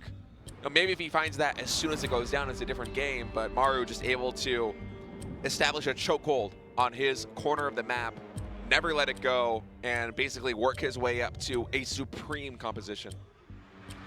Here it is, guys. We're going to go to Game 5 now. Dark needs to start the reversal. So far, unless Maru does a crazy strat that backfires, Maru manages to crush it out.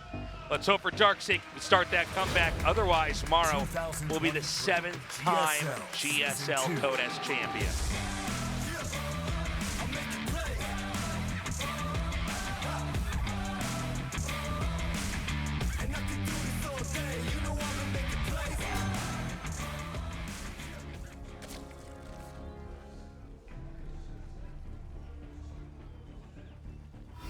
DKZ Gaming, Dark.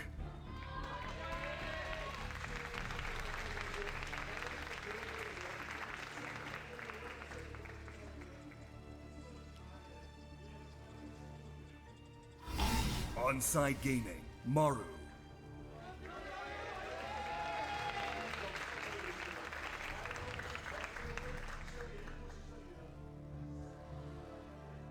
Yeah, man, I'm worried for Dark. I mean, he's looked strong, right? He's had his moments of real resilience, of real ingenuity, but the issue is that at the end of the day, the Terran wins with the push. Unless Maru does that wacky, a worker pull. Ooh. I like that. That's a nice one. Didn't Dark say he's going to shave his beard if he wins? Yeah, he's going to look like that after this series. He's got to raise the blade higher. Are those Ultralisk, I don't know what you call them, blades? Yeah. What do you call those? They're like, it's like a crab. It's like a claw almost, but it's not. Mandibles? Man, that's probably it. Yeah. It's the best word. It is a good word. Yeah, well done. Hard to play the game with mandibles. Yeah, oh my God, I forgot about this. Yeah, we talked about this in the interview. Dark said he would shave his beard. I think he said it if he won. Oh, was it if he won? I thought that's what he said. I was kind of confused by that. I'm like, why would you shave? Oh, okay. Production corrects me if you won. Yeah, if you won. See, which now is you like, guys know where the pride in my beard is. I would never, if I won, shave my beard. I'd be like, no, only in defeat. Yeah. Like something out of Game of Thrones, like cutting your ponytail after your defeat in battle. That's where my power is. It's like Samson's hair. Yeah. It's like with Dark, it's like he's going to shave his mustache. I'm like, what would that look like? And I just take my finger and cover up the screen, and I'm like, oh, okay, I got it. It's also funny to me that he said like he's going to shave it if he wins, but he doesn't want to shave his beard. It's like, well, just like shave it if you lose. Yeah, Like you got to motivate yourself. It has to make sense. It can't be a lose-lose situation for you where like either you lose the GSL or you lose your beard. It's like, well, if I win this GSL, I'll take a shot of beer out of a shoe. It's like, well, that's an odd thing to do in victory, but okay. It's like, yeah, I really don't want to do it. I hope I don't win. Don't you have to like lose a bet to do that? You know. Part of his championship ceremony, apparently, as production says. But yeah, obviously. I mean, it's just so. It's just an odd ceremony, right? Yeah, it certainly is. You give something up. Well, the way this game is shaping up, it seems like Maru going back to basically his tried and true. It's not exactly the same build that he had in game number 1 and game number 2. Something maybe a little bit more akin to game number 3 in terms of development, with the exception of the lack of a really fast third CC. Yeah, this is a pretty middle-of-the-road build here. Wait, is that... Okay, that's a starport coming in. All right, for a second I was confused. I was like, wait, you're getting like... Is that 2 more barracks under construction? Yeah, like, what is this build, this time Maru? It's going to work state. We have a factory this time. It'll work. We'll have 2 Hellions. This time he's going to have Hellions there with the SVs, and he pulls them. No, this is... that's why I'm confused. Truly the most middle of the road. Although he is going to get a Banshee with the Tech Lab. Okay, I thought he might get like a Viking to clear Overlords and then get a Medevac or something. Yeah, it's just a 2-on-1. I was perplexed a little bit because normally we have 2 barracks on the low ground here for Terran, but Maru actually with a bunker here, sealing up the ramp. Huh. I mean, Bailing Bust is a real possibility on this kind of map, although you'd be hard-pressed to find Dark doing that in like match point here, down 3-1 against Maru, against a build that, you know, even if you go for a Bailing Bust, you'll get damage done, but you won't end the game. Because the infrastructure is so powerful there for Terran, and we'll see exactly how this one's going to go. Dark is building 9 roaches right now, a little bit more than I would expect to see at this stage in the game before adding on additional drones. We're just trying to play this a little bit safe. Yeah, and so he's going to swap that out. We're going to have the double Medevacs on the way here. Like so many of the different openings Maru's had, I mean, there's so many different branches in the build. This is more of a kind of generalized middle-of-the-road style. Now, the roaches are going to come across the map. Normally, the Banshee can help defend that. But as we already see, the Banshee's on this side of the map getting drone kills. So what exactly is going to be here to defend? for Maru's sake. Yeah, no Spore Crawler. So 4 drones are going to fall. Some depots and add-ons almost definitely are going to be taken out here. Is that the play to let them in? Kind of an odd interaction. Yeah. It's like, you're trapped in here with me. Okay. Well, you know, it turns out to be fairly inconsequential. I guess the Banshee went down. I didn't see. Oh, did it? I think that's why the observer's showing us that. Yeah, I'm not seeing it on the. I'm not seeing it on the mini-map. Must have gone down. Yeah, it's no, taken on the out. units lost tab. So now this drop's going to come in after the Zerg has basically been pushed away. 5 more roaches here for the Zerg, and we're going to have Ravagers come in here pretty soon. No way this drop's going to work. And Dark's playing on a relatively low economy and quite safe at home with Roach Ravagers against these unupgraded Marine drops. Meanwhile, Maru going for a 3rd command center back at home. Seems like only 1 engineering bay for Terran. So just +1 infantry weapons coming in. Dark, I believe, is going for double evolution chamber yet again. So his upgrades should be able to eclipse Maru at least a little bit in the mid game. Okay, a big push up here at the top. Keep in mind that, you know, with the 3rd command center coming out late, Terran creates more opportunities to basically start to push and try to attack in early on. Dark is really good in these kind of positions. I mean, this is sort of what Dark and Rogue out here basically figured out how to not die to, but Maru's going to go with that style this time around. Nice snipe on the Ravager, dude. That was pretty sick. Yeah, you got the tumor as well. Some really nice picks there by Maru. This is one thing that the very top Terran players are just world-class at doing, is seeing engagements like that, knowing, okay, I can get exactly these units and then get out. And Maru's just been doing that all series. That's a pretty big drop, actually. That's a lot of Marines. Is this going to have +1? It has +1. Yeah, if Dark is out of position for this, these Roaches are not going to be able to defend. That hatchery is 100% going to cancel. Yeah, beautifully done. Quick snap of the 4th base. I mean, really getting that value. That's a reset on the Zerg. Now the idea from the Terran's perspective is you keep roaming. You've got your 3rd base up. You're looking. Okay, where's your 4th base going to go next? I see a drone going to the top right, and he's going to expand there. The creep spread is pretty good, but also I think Terran could get up there and try to take that on. Yeah, Maru's been doing a good job of keeping creep spread under control here, but Dark has been able to recover to the best of his ability, and it seems like Dark all the way across map with most of his units. These 4 medevacs in the main base actually might get a lot of damage done. He actually can unload even more over here. Yeah, he can. I'm surprised he hasn't, actually. Yeah, well, he's going to pick up anyways. Oh, my God.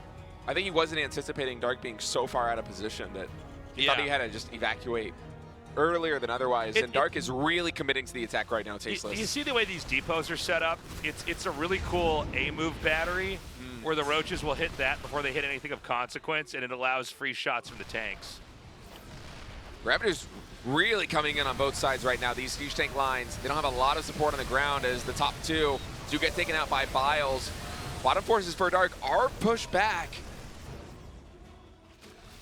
3rd command center is yet to land again as Maru's gonna have to work his way back down. Dark's still sitting on only 65 workers, only just now adding in more. Yeah, he's looking for more than what he got here. Yeah, a little bit more. Look at this, Maru just backs up. Says, whatever, your 4th is late. You can go somewhere else. He's gonna load back up. Yeah, he's gonna drop in, try and defend here. And this is a cool style against this. The idea is you just turtle hard and accept the fact that, okay, you got their 4th. It's almost impossible on Roach Ravager to break into a high ground natural with a bunch of tank system Marines. Yeah. And he's going to try and kill the top right. And if he kills the top right, and in the meanwhile, he just like throws the command center somewhere, tries to mine up. Now look at this. This is going to go down. Yeah, this is really good. Not only is he going to get this hatchery, but he's also forcing Dark back home with a lot of units, and that means that the pressure is going to be freeing up a little bit on Maru's side of the map. That should allow him to retake that 3rd base. Maru is so good. He's just going to keep force canceling or killing these hatches. Dude! Yeah, Dark back on 3 bases. And now he's like, anyways, going to set back up again. I love the way that Maru's playing. This is so smart. Yeah, it's really good. It forces the Zerg to go back. You know that they're overextending by trying to keep you contained in your base, and yes, you're sitting only on 2, but you can stop them from taking a 4th expansion. And eventually, by doing that, secure your 3rd base as well, because Dark's already pushing back up this ramp, but now the siege tank count, it's a lot higher. Maru is aware of the threat that Dark is poising, and he should be able to hold on. With the siege tanks as far back as they are, it's a little bit difficult to keep this command center landed all the time. I wouldn't be surprised if we had a couple more lifts here with Dark continuing to pressure it, but overall, not a bad position for Maru. Yeah, you know, Maru, this is a little bit novel to me. I mean, I've seen a lot of TVZs, especially with, you know, the success of, you know, Zergs at GSL and the fact that Maru, like, has won so many finals, but this is kind of a new approach, is to just pull out of the 3rd and sort of let the Zerg, as long as you've killed their 4th, you can kind of milk this position for everything that it's worth. And you get the Zerg is just running around trying to catch up, trying to just find some kind of a location where they can maybe expand and start to you know, get the fruits of that expansion. You know, and normally when the Zerg goes for a Roach Ravager, you get this massive supply advantage, so that, you know, Terran has to respect you. But if you turtle the way that Maru does, the Zerg is stuck on Roach Ravager, and eventually the Terran, like, Terran's almost maxed out. I think Terran basically has a better army. Absolutely, especially off creep like this. There's no creep threat really over here by the 4th base. The play that Dark is looking for right now is Fungals paired with either Biles or connections from those Banelings. Dude, Vipers are on the field. I bet you he drops in the main here in a second if he wins this fight. Now again, just ditch the natural. Dark, it's so difficult for him to actually breach this position with the army that he's got. Oh he's my gonna God, go for there's it. just no way. It's a meat grinder to go through there. Yeah. Oh no. Oh, that's a mistake. Taking a page from Cure, I see. I was getting flashbacks to MMA versus Indra with a command center just not lifting up. All right, he's going to come out once more. All right, attack coming in on both sides here for Dark. Baneling connections, not very good. In fact, the siege tanks focused almost all of them down, and now Dark is going to have to re-max. I wonder what the energy levels are right now on the Vipers, on the Infestors. Infestors almost full on energy, but this is such a difficult position to break. Maru basically all in with this push. I mean, this is, you know, a moment where Dark, it's like he's running into a brick wall. He just can't quite get anything done. Keep in mind, if Terran gets control of right where the scan is, I mean, you can hit all of the Evo chambers. You can cut off the reinforcements. We see the Biles come down, but I see too many tanks remaining. Yeah, the tank count is so high. Dark is trying to remax to break out of this position right now. Tank count back down to about 5 over here at this position. Maru needs to break through. Dark's gonna come in yet again. Not a lot of support here for these Ravagers, just walking in to try and bile. And waiting for more reinforcements to come. The issue is the rallies out of the main. It's really difficult to try to get any setup. Now, one thing that Dark is doing a good job of is he's setting these Ravagers up here and he's sniping the tanks. By the way, Maru, you know, since he lost that command center, it's really all about just trying to end the game right here, right now. I feel like Dark might have just enough to defend, though. Tasteless. I think Dark's done it. Yeah, the Fungals and Biles coming in. Whoa. It's like no matter how you do it, those Biles are not going to connect to those medevacs, but yeah. Only AlphaGo can do that. I know, it's wild. Okay, I think that actually Dark can have the kill here. GG, there it is. Wow. Gonna go to a game 6. Damn, man. What a game. What a wild game. And we're starting to see this idea at play here, where because Dark goes for that powering Ravager Roach play, all that you know, Maru wants to do is basically, if Dark's going to hit, he lifts the 3rd base up, he pulls back, and he says, go ahead, try to hit me. I'm still macroing. I've still got a 3rd command center for Mules. I might try to land it somewhere else. And then he tries to take a fight. Now, it looked like he was going to win that, or at least be close to it. But I don't know what's going on today. Terrans are losing command centers when they're taking damage. Yeah, the counterattack from Dark was really good. I feel like if he doesn't go for that counterattack, then Maru's push absolutely just pulls him apart. But right. It slowed Maru's economy down enough that Dark was able to just kind of recollect his army back at home and slowly whittle down the Terran with Biles on those siege tanks. And that really bought himself enough time to allow his superior economy to actually be able to overcome the reinforcements there from Terran. And once that siege tank count got low enough, then suddenly Dark could actually just breach that position, break through, and Maru was dead to rights. Yeah, it was actually, I think, in some ways our most interesting game out of this back and forth here. It's funny how it ended. It's possible Zerg still wins there, by the way, even if the command center lives. But because the command center died or was destroyed, if command centers have souls, that debate is still in the air. You just sort of have to go all in. If the third base is still around, you can pull back and maybe drop in the main. You can send tanks somewhere else. But losing the only resource location that's going to be about anything in the future of the game, suddenly Maru dies out. Now, it still looks like it's a series Maru can take, but Dark is getting closer. Yeah, 3-2 now. Only 2 map wins away from not completing a reverse sweep, but getting close to it. Although, I got to say, I still am a little bit scared for Dark because Maru, his late game is still so good. I don't see a way that Dark is going to be able to beat him in the late game. I feel like Dark needs to keep finding advantages in the mid game like he did on that previous map and just use that momentum to carry him to a win. Because Maru, as he showed earlier on in this series, if you let him get to 5 bases, he just feels unstoppable. And it does depend map to map. Some maps it's easier for Terran to turtle and then, let the Zerg run out of resources and then just kind of poke the few exterior bases until Zerg can't do anything. I mean, that was the game before the one that we just saw. Other games, it's a little bit easier and there's more distance.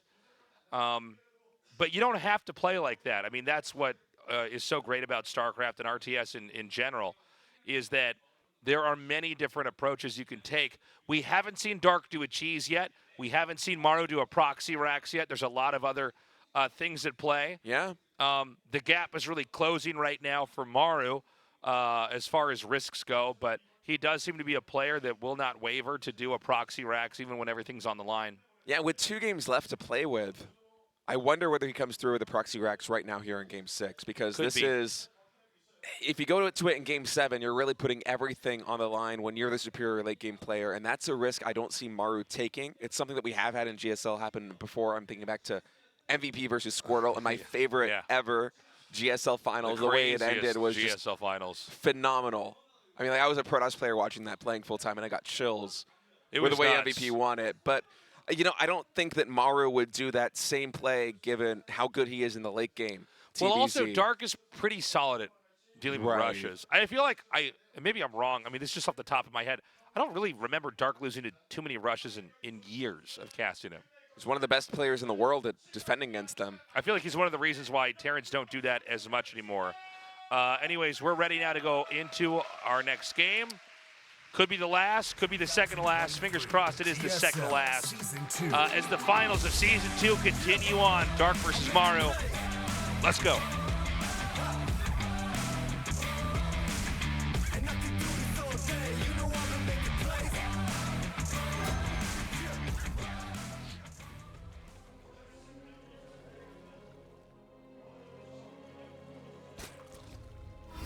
DKZ Gaming, Dark.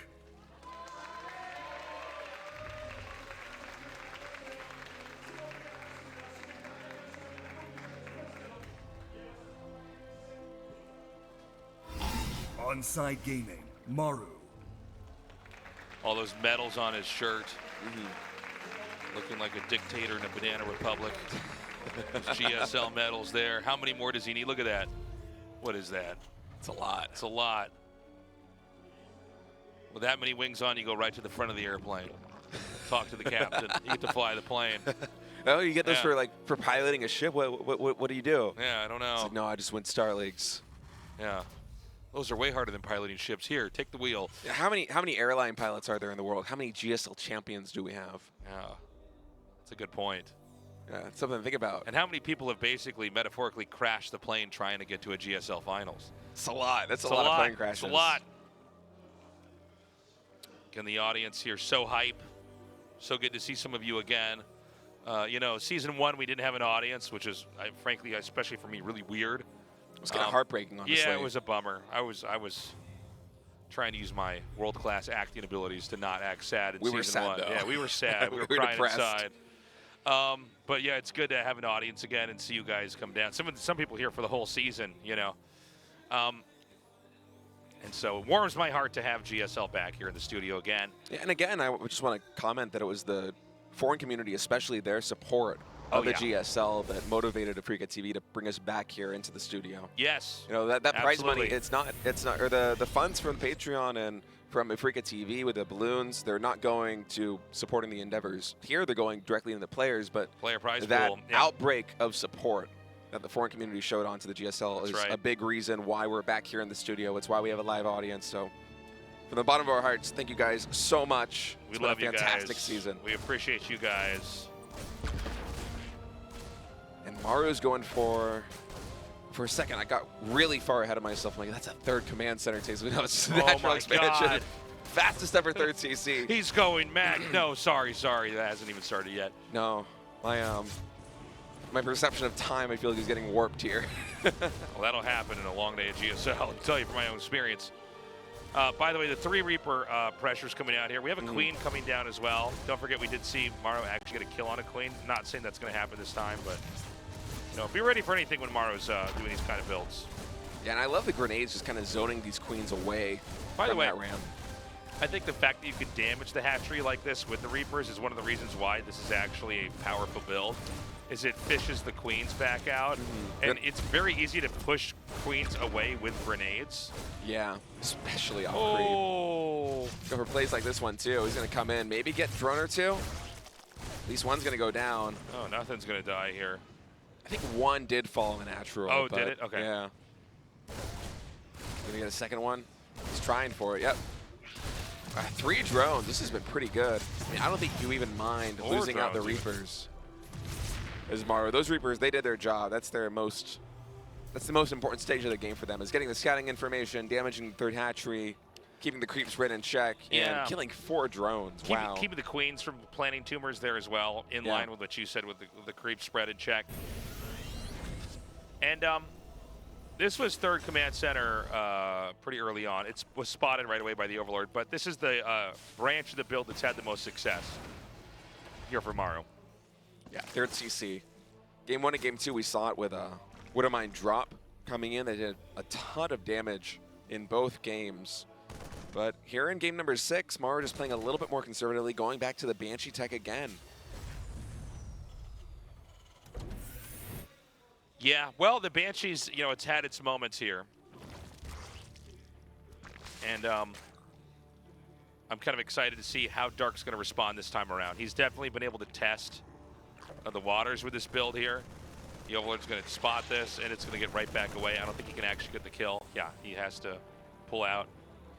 Yeah, that airspace benefiting the Overlord, and Dark really in these last 2 games especially getting so much intel from these Overlords. And the first couple of games of this series, game 1, game 2, game 3, Dark had basically no meaningful information gleaned from his scouting Overlords on any of those maps. But in game number 5, he got a little bit of extra info, was able to make some more intelligent, more informed decisions as a result of that, eventually work his way up into a victory.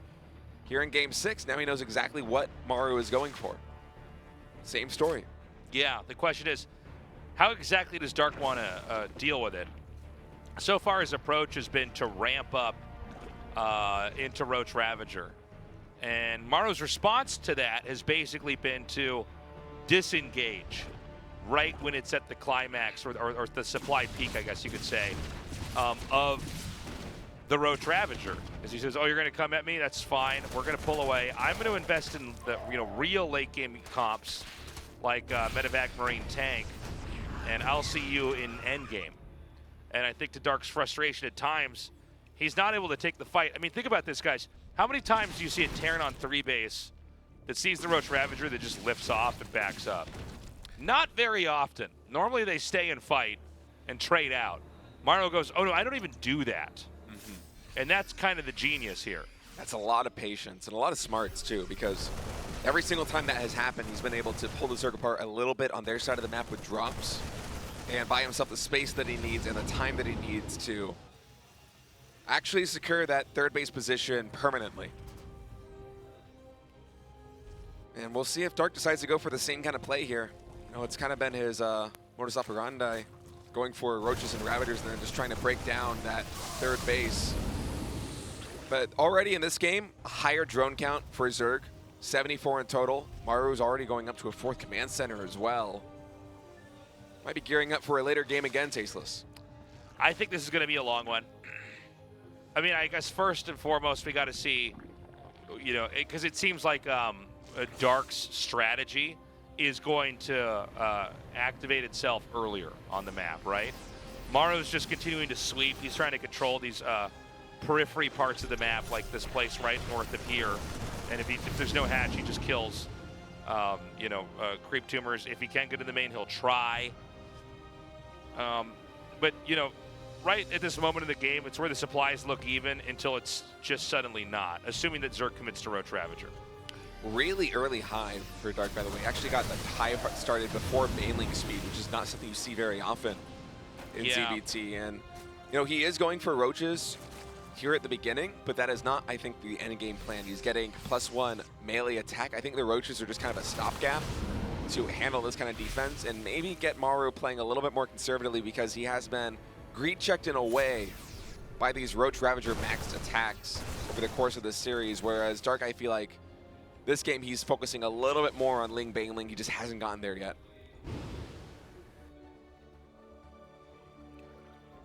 And so I like the play to basically create tension on either side of the map. This forces Zerg to basically have enough at the top, enough at the bottom that you can't really attack into the actual direct expansion over here that Maru's third base that we were talking about here. And you're going to find opportunities like this, because on this map, you know, after the bases Zerg already has, everything else kind of sucks to take. There's the base in the middle, and it's like that's the most outward-facing base. Could he get closure and kill this hatchery? No. Not with so many Roaches and Ravagers chasing. But yeah, it's like we find out if there was just 2 more Reaper hits on that hatchery from earlier. This one finally goes down.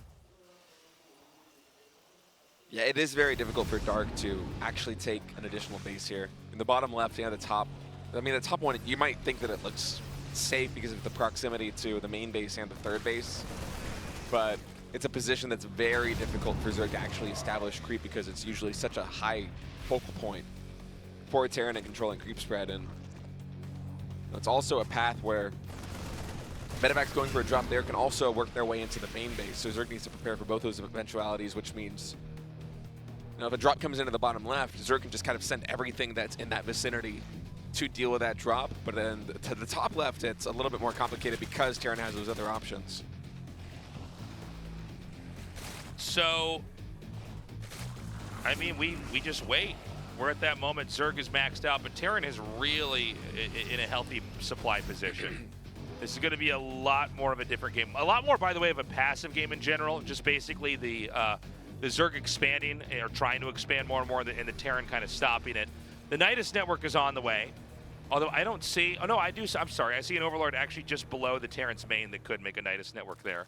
Yeah, I feel like the aggression is about to really ramp up here for Dark. He went for this extremely fast hive timing to get Adrenal Glands, and now that 2-2 is about to finish for melee attack and ground Carapace, it's going to be one of the biggest power spikes in the game for Zerg, plus that Nidus Canal. So, Maru coming in here to the triangle third. He's going to target down this hatchery. That's a big catch. That's sort of a hatchery we just don't ever imagine will be killed off. Terran can easily remake that. And remake that actually a lot faster than that hatchery can be rebuilt and start to do its job again.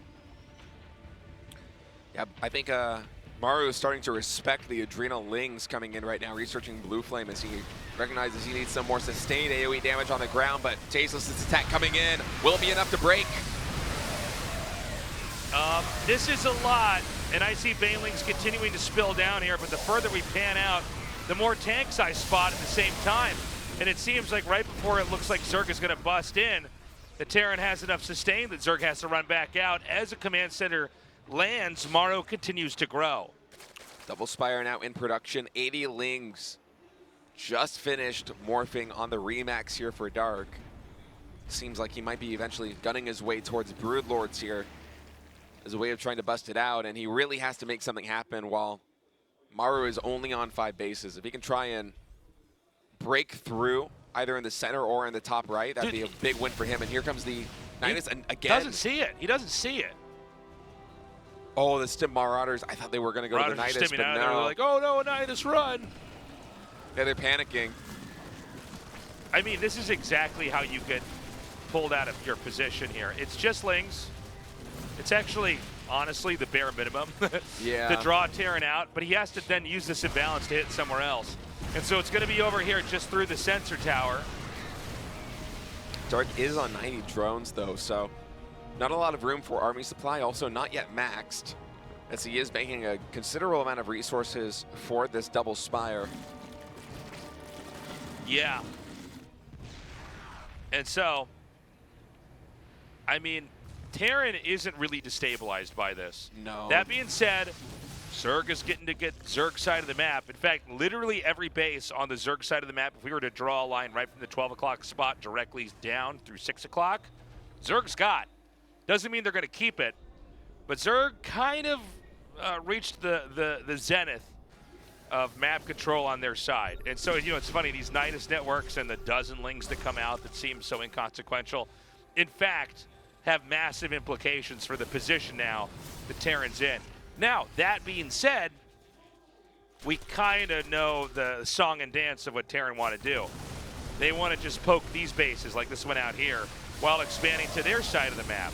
And since Zerg always are expanding and consuming, you know, they have to be expanding ahead of the Terran, ahead of the Protoss too. They end up mining out their resources first. And a lot of times as Terran, you know, get their 1 to 2 last bases, they happen to also be the 1 to 2 last resource nodes in the entire map. And so we're going to see this play out again, it looks like. Yeah, Maru is gunning for that. And efficiency, cost efficiency with your army really reigns supreme in the late game. And Terran players have gotten so good at navigating it perfectly with Ghost Mech and, you know, some accompaniment of bio play with Medivacs to try and snipe down these bases on the periphery sides of Zerg. Now, Neural Parasite is coming in here for Dark. And I got to say, he's in a much better position going for this late game than he was earlier on in the series. He's got a considerable bank. He's already secured most of the map. His creep spread is fantastic. And it feels like he has a lot of options. Does one Marauder beat this, by the way? I actually don't know the math. I don't know either. We're going to find out. I think if it stemmed fully, it would have. That's kind of a funny thought, where it's like maybe you should just leave a Marauder on each side of your main and you'll never have this happen to you. Yeah, you got to stem them, so you still have to keep your eye out, but. Yeah. It didn't seem like that one did, though. I think it stemmed and then it ran out of the stem. Okay. I think. Maybe we're just going crazy.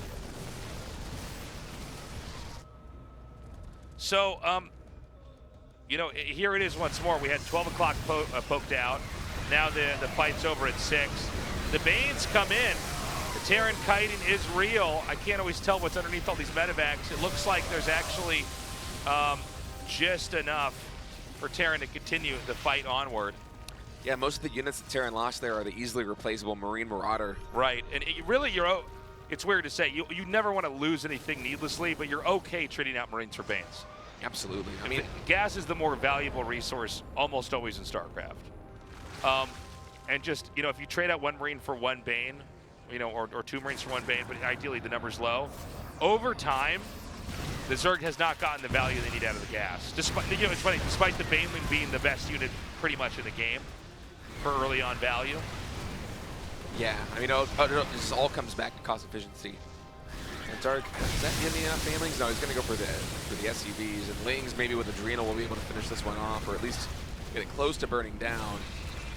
And I like that move from Dark coming into the 12 o'clock position, knowing that Maru is out of position at 6 o'clock. And now, this is where all of the bank for Dark went. A lot of Broodlords morphing in, 8 in total, 4 more Corruptors also underway. And, you know, it's obvious why, you know, Broodlords are strong units, but it can be, in this this type of game, the weaknesses also become extremely you know, outline, because while the Broodlords, you know, create more material on the board for the Zerg to fight with, they're not mobile. I mean, by design, they're actually fairly immobile. And so this is where drops and counterattacks come into play. Now, with all that in mind, Terran hasn't really claimed their side of the map. Here's exactly what I'm talking about. Oh, never mind. I thought the Broodlords were still on the move here. We'll be able to intercept this drop. The idea is there, but you got to wait for the Broodlords to not be there. But yeah, you know, Terran's got plenty of gas, plenty of minerals in the bank. Zerg's trying to expand into these locations. Yeah, Thor's now coming in.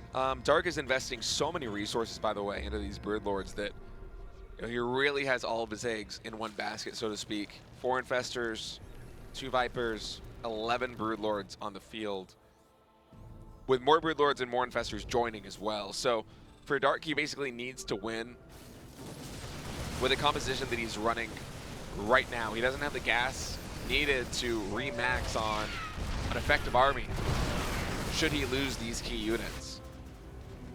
We saw that happen earlier on in this series where Dark wasn't able to trade cost efficiently. Eventually he only had minerals, and although his mineral bank was quite large, I mean, Zerglings with adrenal glands and 3/3 upgrades do not stand a chance against Ghost Mech, not by any means. So it's going to be paramount that Dark navigates this as cost efficiently as possible. He has to start matching the Terran in terms of that efficiency. And a lot of games up to this point when the Zerg doesn't do this perfectly, it looks like Zerg's winning until you look down and you go, oh, they don't have any more minerals or gas, or they just have only one of them. And a lot of times it's just minerals. And, you know, it's funny, that idea that we saw earlier where Terran Turtle's on 2 bases, it's kind of the same idea, only in endgame, where the Terran's just, you know, the advantage Terran has is that they can float buildings, right? Yeah. And so, and you know, the other alternative thing is a planetary, which just also is a lot to kill off outright in a fight. Yeah, but you're right. The logic is very much the same there for Terran. Scarlet calls it camping. Camping, yeah. Which is truly what it is. You're just playing defense back at home and trying to work your way up to basically a perfect army composition, although Maru getting a little bit ambitious, trying to abuse the immobility that you highlighted earlier of the Broodlords. Well, he's able doing to pull them apart. Yeah, exactly. I mean, this is just as you predicted. 2 hatcheries now going down, or maybe not. I think you said for a second Team Hatchery. I'm like, no. well, I don't know who's on Team Hatchery right now. But, can he actually, the snipes. Ooh. Oh, he's still chasing the Broods. Yeah. Wow. Surprised he hasn't shot that hatch yet. All right, there we go. Closure at last. Yeah. This is a lot of immobility coming back to haunt Dark here. EMP's over here. Now, remember that we were talking about Terran trying to get their periphery bases. Well, now Zerg has to reclaim theirs. Yeah, Dark's in a lot of trouble. Also, normally when Zerg wins games like this, it's because they've won something like 3 fights in a row. They've smashed a position. Terran was badly weakened. They came in again and crushed it. And then right when Terran would try to come out once more to reclaim the periphery bases, the final killing blow is there. That requires a stacking of resources that's probably the most dramatic stacking you see in StarCraft. And when you kill these periphery bases, you can't quite stack the resources like that. Yeah, what Dark needs to win this game is a massive fungal on clumped ghosts followed by banelings just crashing into them, because if the ghosts are taken out of the equation, Zerg can actually stand a chance against this army, but should one more fight go Terran's way in a meaningful manner, I feel like this game is pretty much done, despite both players still being maxed, despite Dark having a considerable gas bank. No, I mean, this is, you can look at the fights, but really it's like you have to look at the board, right? Right. And the position is too hard. Zerg coming in right now. Infestor is trying to get connections there on the Ghost. You can see Maru really prioritizing defending the Ghost above all else right now. All of the Infestors get EMP'd, and although the mech from the Ghost mech was destroyed, the Ghost count remains high at 14. I think no Ghosts actually going down in that engagement. So Maru now going to add in more command centers. And keep in mind that the economy right now for Terran, not only is it ahead in workers, but it's ahead in bases that can mine efficiently. So even though that trade was, you know, just visually it seemed like it was relatively break even in terms of efficiency, Maru does have the better repop potential. That's right. That's exactly right. You know, some games end really fast. Others end extremely quickly. This one seems to be like one that could end in a kind of very drawn-out death from the Zerg. Not saying that Dark can't win, by the way, but Zerg needs a win. And when I say a win, I mean a win in one of these battles, one of these positions. Zerg has basically lost 4 or 5 fights in a row. And the only time that Zerg has, in air quotes, won is when he killed off what Terran had already, a group of units that had already accomplished the mission. Worst time's coming in. This base once again getting denied. Dark, as you look at the mini-map, is gunning for a counterattack here. At the 12 o'clock, I'm sure we'll get a shot of that in a moment, but Maru for now just continuing to push this position. Not a lot of accompaniment for the Broodlords. Dark actually getting good damage done, but that means that Maru can continue to push. He is not going home. Okay, another attack comes up here. This one could actually hit both the bottom left and the base north of this. Now, at the same time, in a yin and yang of position, we see Dark at the top right. He's going to demolish that position. We got to do a big check on what is actually a place that can be mined from. They might be even on spots that can mine. Although the pockets are, oh my God, the Broodlords almost winning that. Oh my God, it would have been insane. Yeah, that was very close. Solar would have lost to those Broodlords. All right, so Maru's going to have to repopulate the top right section of the map. Now, Zerg's got 270 minerals. Yeah, Zerg, basically what you see is what you get on the board right now. Zerg has 47 drones. You know, any trade outs you can get are going to be worth it if you're Terran. Yeah. He's going to wrap back around. Now, remember, Terran can kind of bide their time and wait for a safe moment to take the command center. And I think we're going to see in the next few minutes here, Maru not just throw a command center at every spot that he can. I think he's going to be very conservative with doling out the next few command centers. Yeah, I think almost he like knows. they're extra lives in a video game. Mr. Burrowed here, that scan does catch it. Oh, damn. The instinct is there. By the way, you probably don't need mules right now. Scans are probably more of a valuable tool than mules. Absolutely. Confirm the safety of your positions as you sweep. Pick him up. He's doing the exact thing that you described, continuously scanning these positions every time he moves forward. And the counterattacks for Dark, they're good, but he has to beat this army. He just has to. Yeah, now, is this an overextension? Broodlord's going down. Only 8 of them are left. There's so many ghosts. Oh, the ghosts just do too much. The snipes come down. It is a massacre, and I think that may very well be game. Dark has fallen. Maru is finally broken through and is on his way to a monumental 7th GSL championship. GG! Maru has won his 7th GSL. My goodness, Maru just playing out of his mind right now. There really is no better Terran player in the world. You can see the grin on his face. I choked. I choked on the GG. It's the GG that almost killed Tasteless. My God. What a series. Maru proves again, nobody understands the Terran race, especially against Zerg, quite like he does. Fantastic performance from start to finish here from Maru. And thinking back to the semifinal, he was so close to being eliminated in the top 4, but at the end of the day, he emerges victorious yet again here at the GSL. I gotta say, really an inspiration the way he played today. Not only did he recover in such a crazy fashion, oh, hold on, we're gonna go to the interview right now.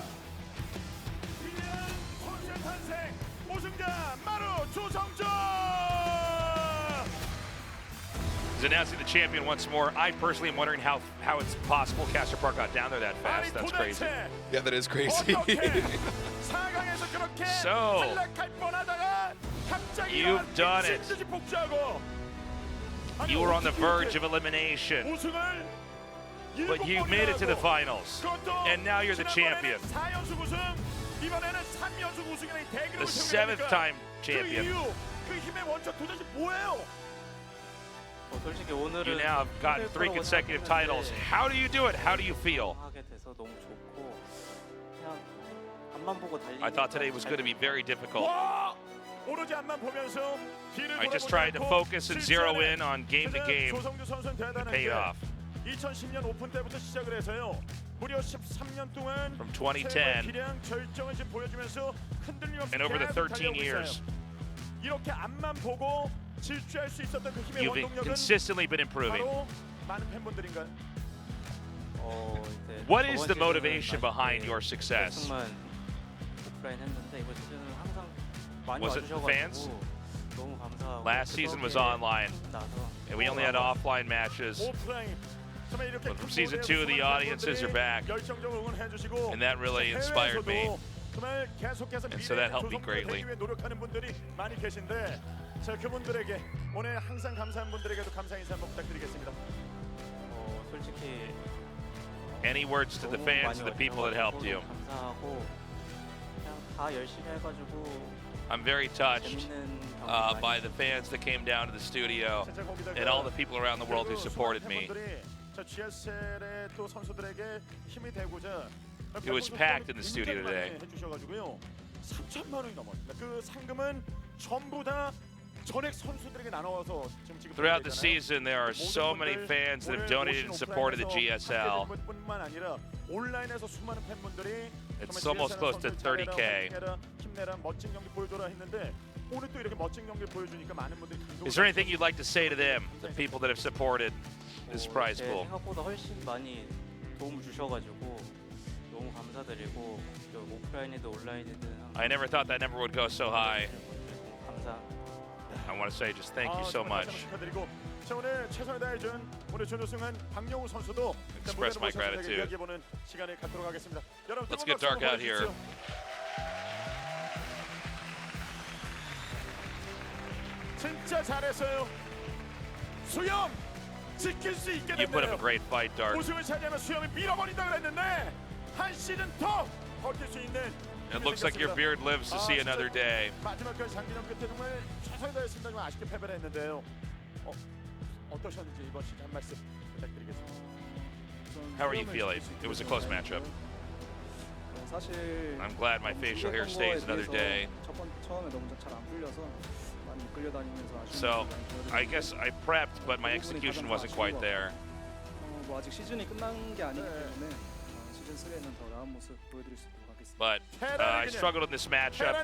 I'm optimistic for season 3. I hope I can come back and return in better form. 저 어떻게 결승 태태까지 막아봤는데 다음 시즌에는 테란이 우승하는 걸 한번 막아보도록 Things are going fast. He's saying, can you keep destroying the Terrans in your way? And she says yes. But this final was obviously very tough for me. 최선을 다한 선수 있기 때문에 이런 명경기가 나오는 거라고 생각을 합니다. 두 선수 먼저 다시 한번 축하의 말씀 드리고요. 자 이제 시상식을 위해서 자리해 주시길 부탁드리겠습니다. All right. 네, 고맙습니다. Congratulations to both players. It's time for the award ceremony. That can only mean one thing, State. 정말 이렇게 Big checks. 더운데도 Oh, 불구하고 yeah. Sometimes 자리를 big, 내어주신 but 여러분께 you know, I 깊은 think this 감사의 season's kind of 말씀 average-sized 드리면서요. trophies, 시상식을 and 진행하도록 sometimes 하겠습니다. flowers. 2023 하식 The flowers are a 시즌 must. The flowers are a must. We all know that, you know, Men don't receive a lot of flowers. gamers love flowers, and there's really not many appropriate moments to just give a gamer a bunch of flowers. But when you win a GSL, it's like, get the pots out, Absolutely. get the water out, and open the curtains, because we got to keep these plants alive. So I want to see, do we have plants this time? All right, runner up first. Now, I just want to be clear, I don't know if the runner up usually gets plants. Yeah, Right. no plans for the runner-up If it- generally. this is, you know, some people say that, you know, all tournaments, it's like everybody gets a trophy and plants. It can't be like that. This is Mr. Che, the head of esports here at Freakin' TV. Caster Parks says, do you have any words you want to share? 현장에 와주신 여러분들께 너무 감사드리고요. He says this is what a GSL finals is all about, showing amazing matches. 시작을 했는데 올해 So GSL has been here for so long, almost 13 years now. I've been here since with GSL since day one. 약간 리그를 운영하는 운영사와 I believe many of you guys have been there since day one as well. 시청자 이런 것보다는 그냥 약간 진짜 가족 같은 느낌으로 이곳에서 이기든 지든 서로 선수들끼리 축하해 주는 게 그런 모습들이 너무 감명 깊었던 것 같습니다. I feel like now it's It's like it's not just the fans. I'm sorry, not just the production staff and the players. It's really it's family. It's like we're all a big family. We've all been through this together. 시상입니다. 2023 핫식스 GSL 시즌 2. All right, we're going to announce the season 2 champion. What is really like what season like I don't know 48 now? I don't even know. We've had so many seasons. It's crazy. And he gets the flowers. He gets plants. And a big check. He'll go to the bank. He'll try to cash it. They'll say that's not a real check. Oh, we don't get to see what kind of flowers it is, but we got to trust. Yeah, you got to rotate the flowers. Yeah, that's okay. It really is about that check. And so, for this season, it's the trophy. Get ready, get your trophies out. Get your trophies out. ready. Oh, that's right. None of you guys have them? Yeah, I guess not that many people went GSL. Sorry. All right. So, where's Maru? Oh, he's on the other side of the stage. All right, so we've got another special guest who will help us in this award ceremony. The co-CEO of Africa TV. 지난 결승전 때 발표를 해주시고 대찬영, 갓찬영, He was responsible for the big surprise that we had the audience back in the studio. Oh, thank goodness. Ryan does. Oh, thank goodness. So you brought this back to the studio. Do you have any words to share? I'm so happy to see all of you again. It was that other finals before in the Coliseum at Jamshil Station. I was really happy to see all your faces and seeing you react. I believe there's 2 or 3 months off till season 3. Uh-oh, spoilers. There's a big tournament coming up in Saudi Arabia. I want to wish you guys the best of luck down there. And I hope maybe some of our GSL players can bring home the trophy. Thank you for your support. All right, well, when you guys come to my my stream and ask me when the next season is, watch the end of this VOD. All right, guys, it's time to bring Maru out and give him the GS7 trophy. It's just a normal trophy. We sat on the G5L for a long time. All right. Another pin. Another pin. You know, you're going to have to get that tailor-made so that it doesn't, you know, sag on one side. Yeah, you're going to need like a patch or something too to support the fabric. Yeah, it's got to be heavy. Or maybe we need to start putting pins, dare I say, on the other side of the shirt. Oh, no. Oh, my. The real Banana Republic. We're going to have to start getting armbands on there, you know? Every time it scares me. I never learn, State. Oh, what a great tournament. Yeah. And really a great finals, too. Confetti and the lights, too. Did you see that? Glad I don't clean up the studio. Maru. It's like, yep, I know what this is like. Maru, are you going to cry in the finals? Probably not. Another day in the office. Yep. As Maru stares out into the audience and says in his mind, this is normal to me. All right, the trophy, here we go. Now, there's one thing Maru has also done more of. It's KISS GSL trophies. And so that's going to be it, guys. Thank you so much for joining us for another season. It makes me so happy to have the audience back here in person and, you know, the support online. I think I don't believe ASL has been announced yet, but that is around the corner, the official dates for that. So during the off period, we encourage you to tune in for that. The sister tournament for the StarCraft 2 tournament, ASL, the StarCraft 1 tournament. So do check that out. Excellent work, casting State. You have killed it. Yeah, my throat was a little bit shot. It's much worse now than it was at the start of the day. He was crying when Maru won. That's why he's all choked up. Oh, exactly. He's like, why you gotta out me like that, 7. tasteless, yes, man? I can't.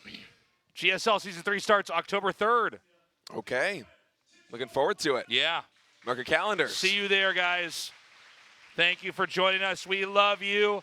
Check out ASL, and we'll see you on October 3rd for GSL Season 3 of 2023. Bye-bye.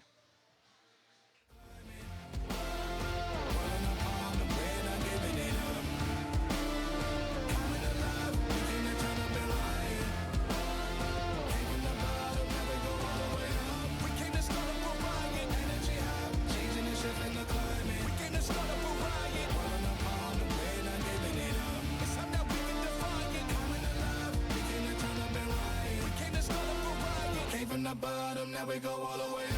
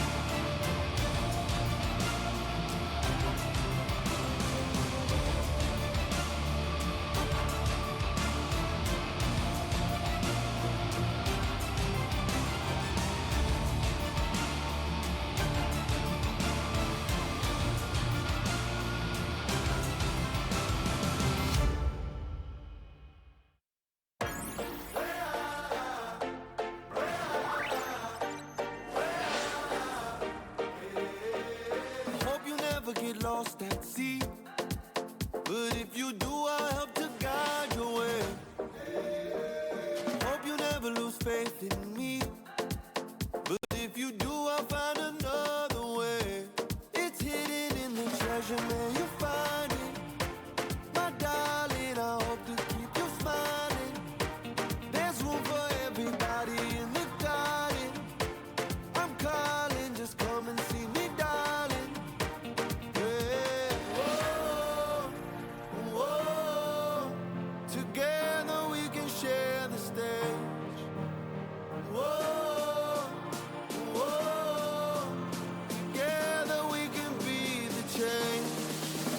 Our time.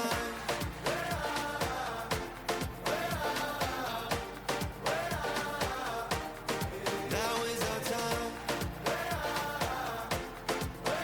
Together we can be the change.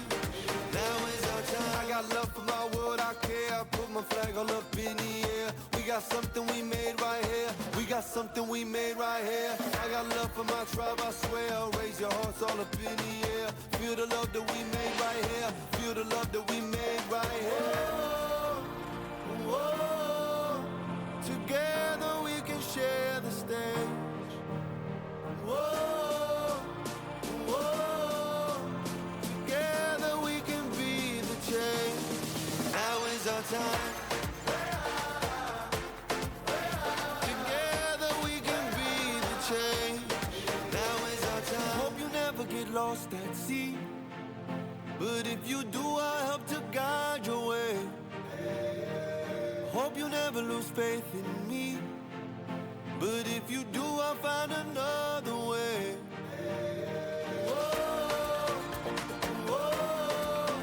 Together we can share the stage.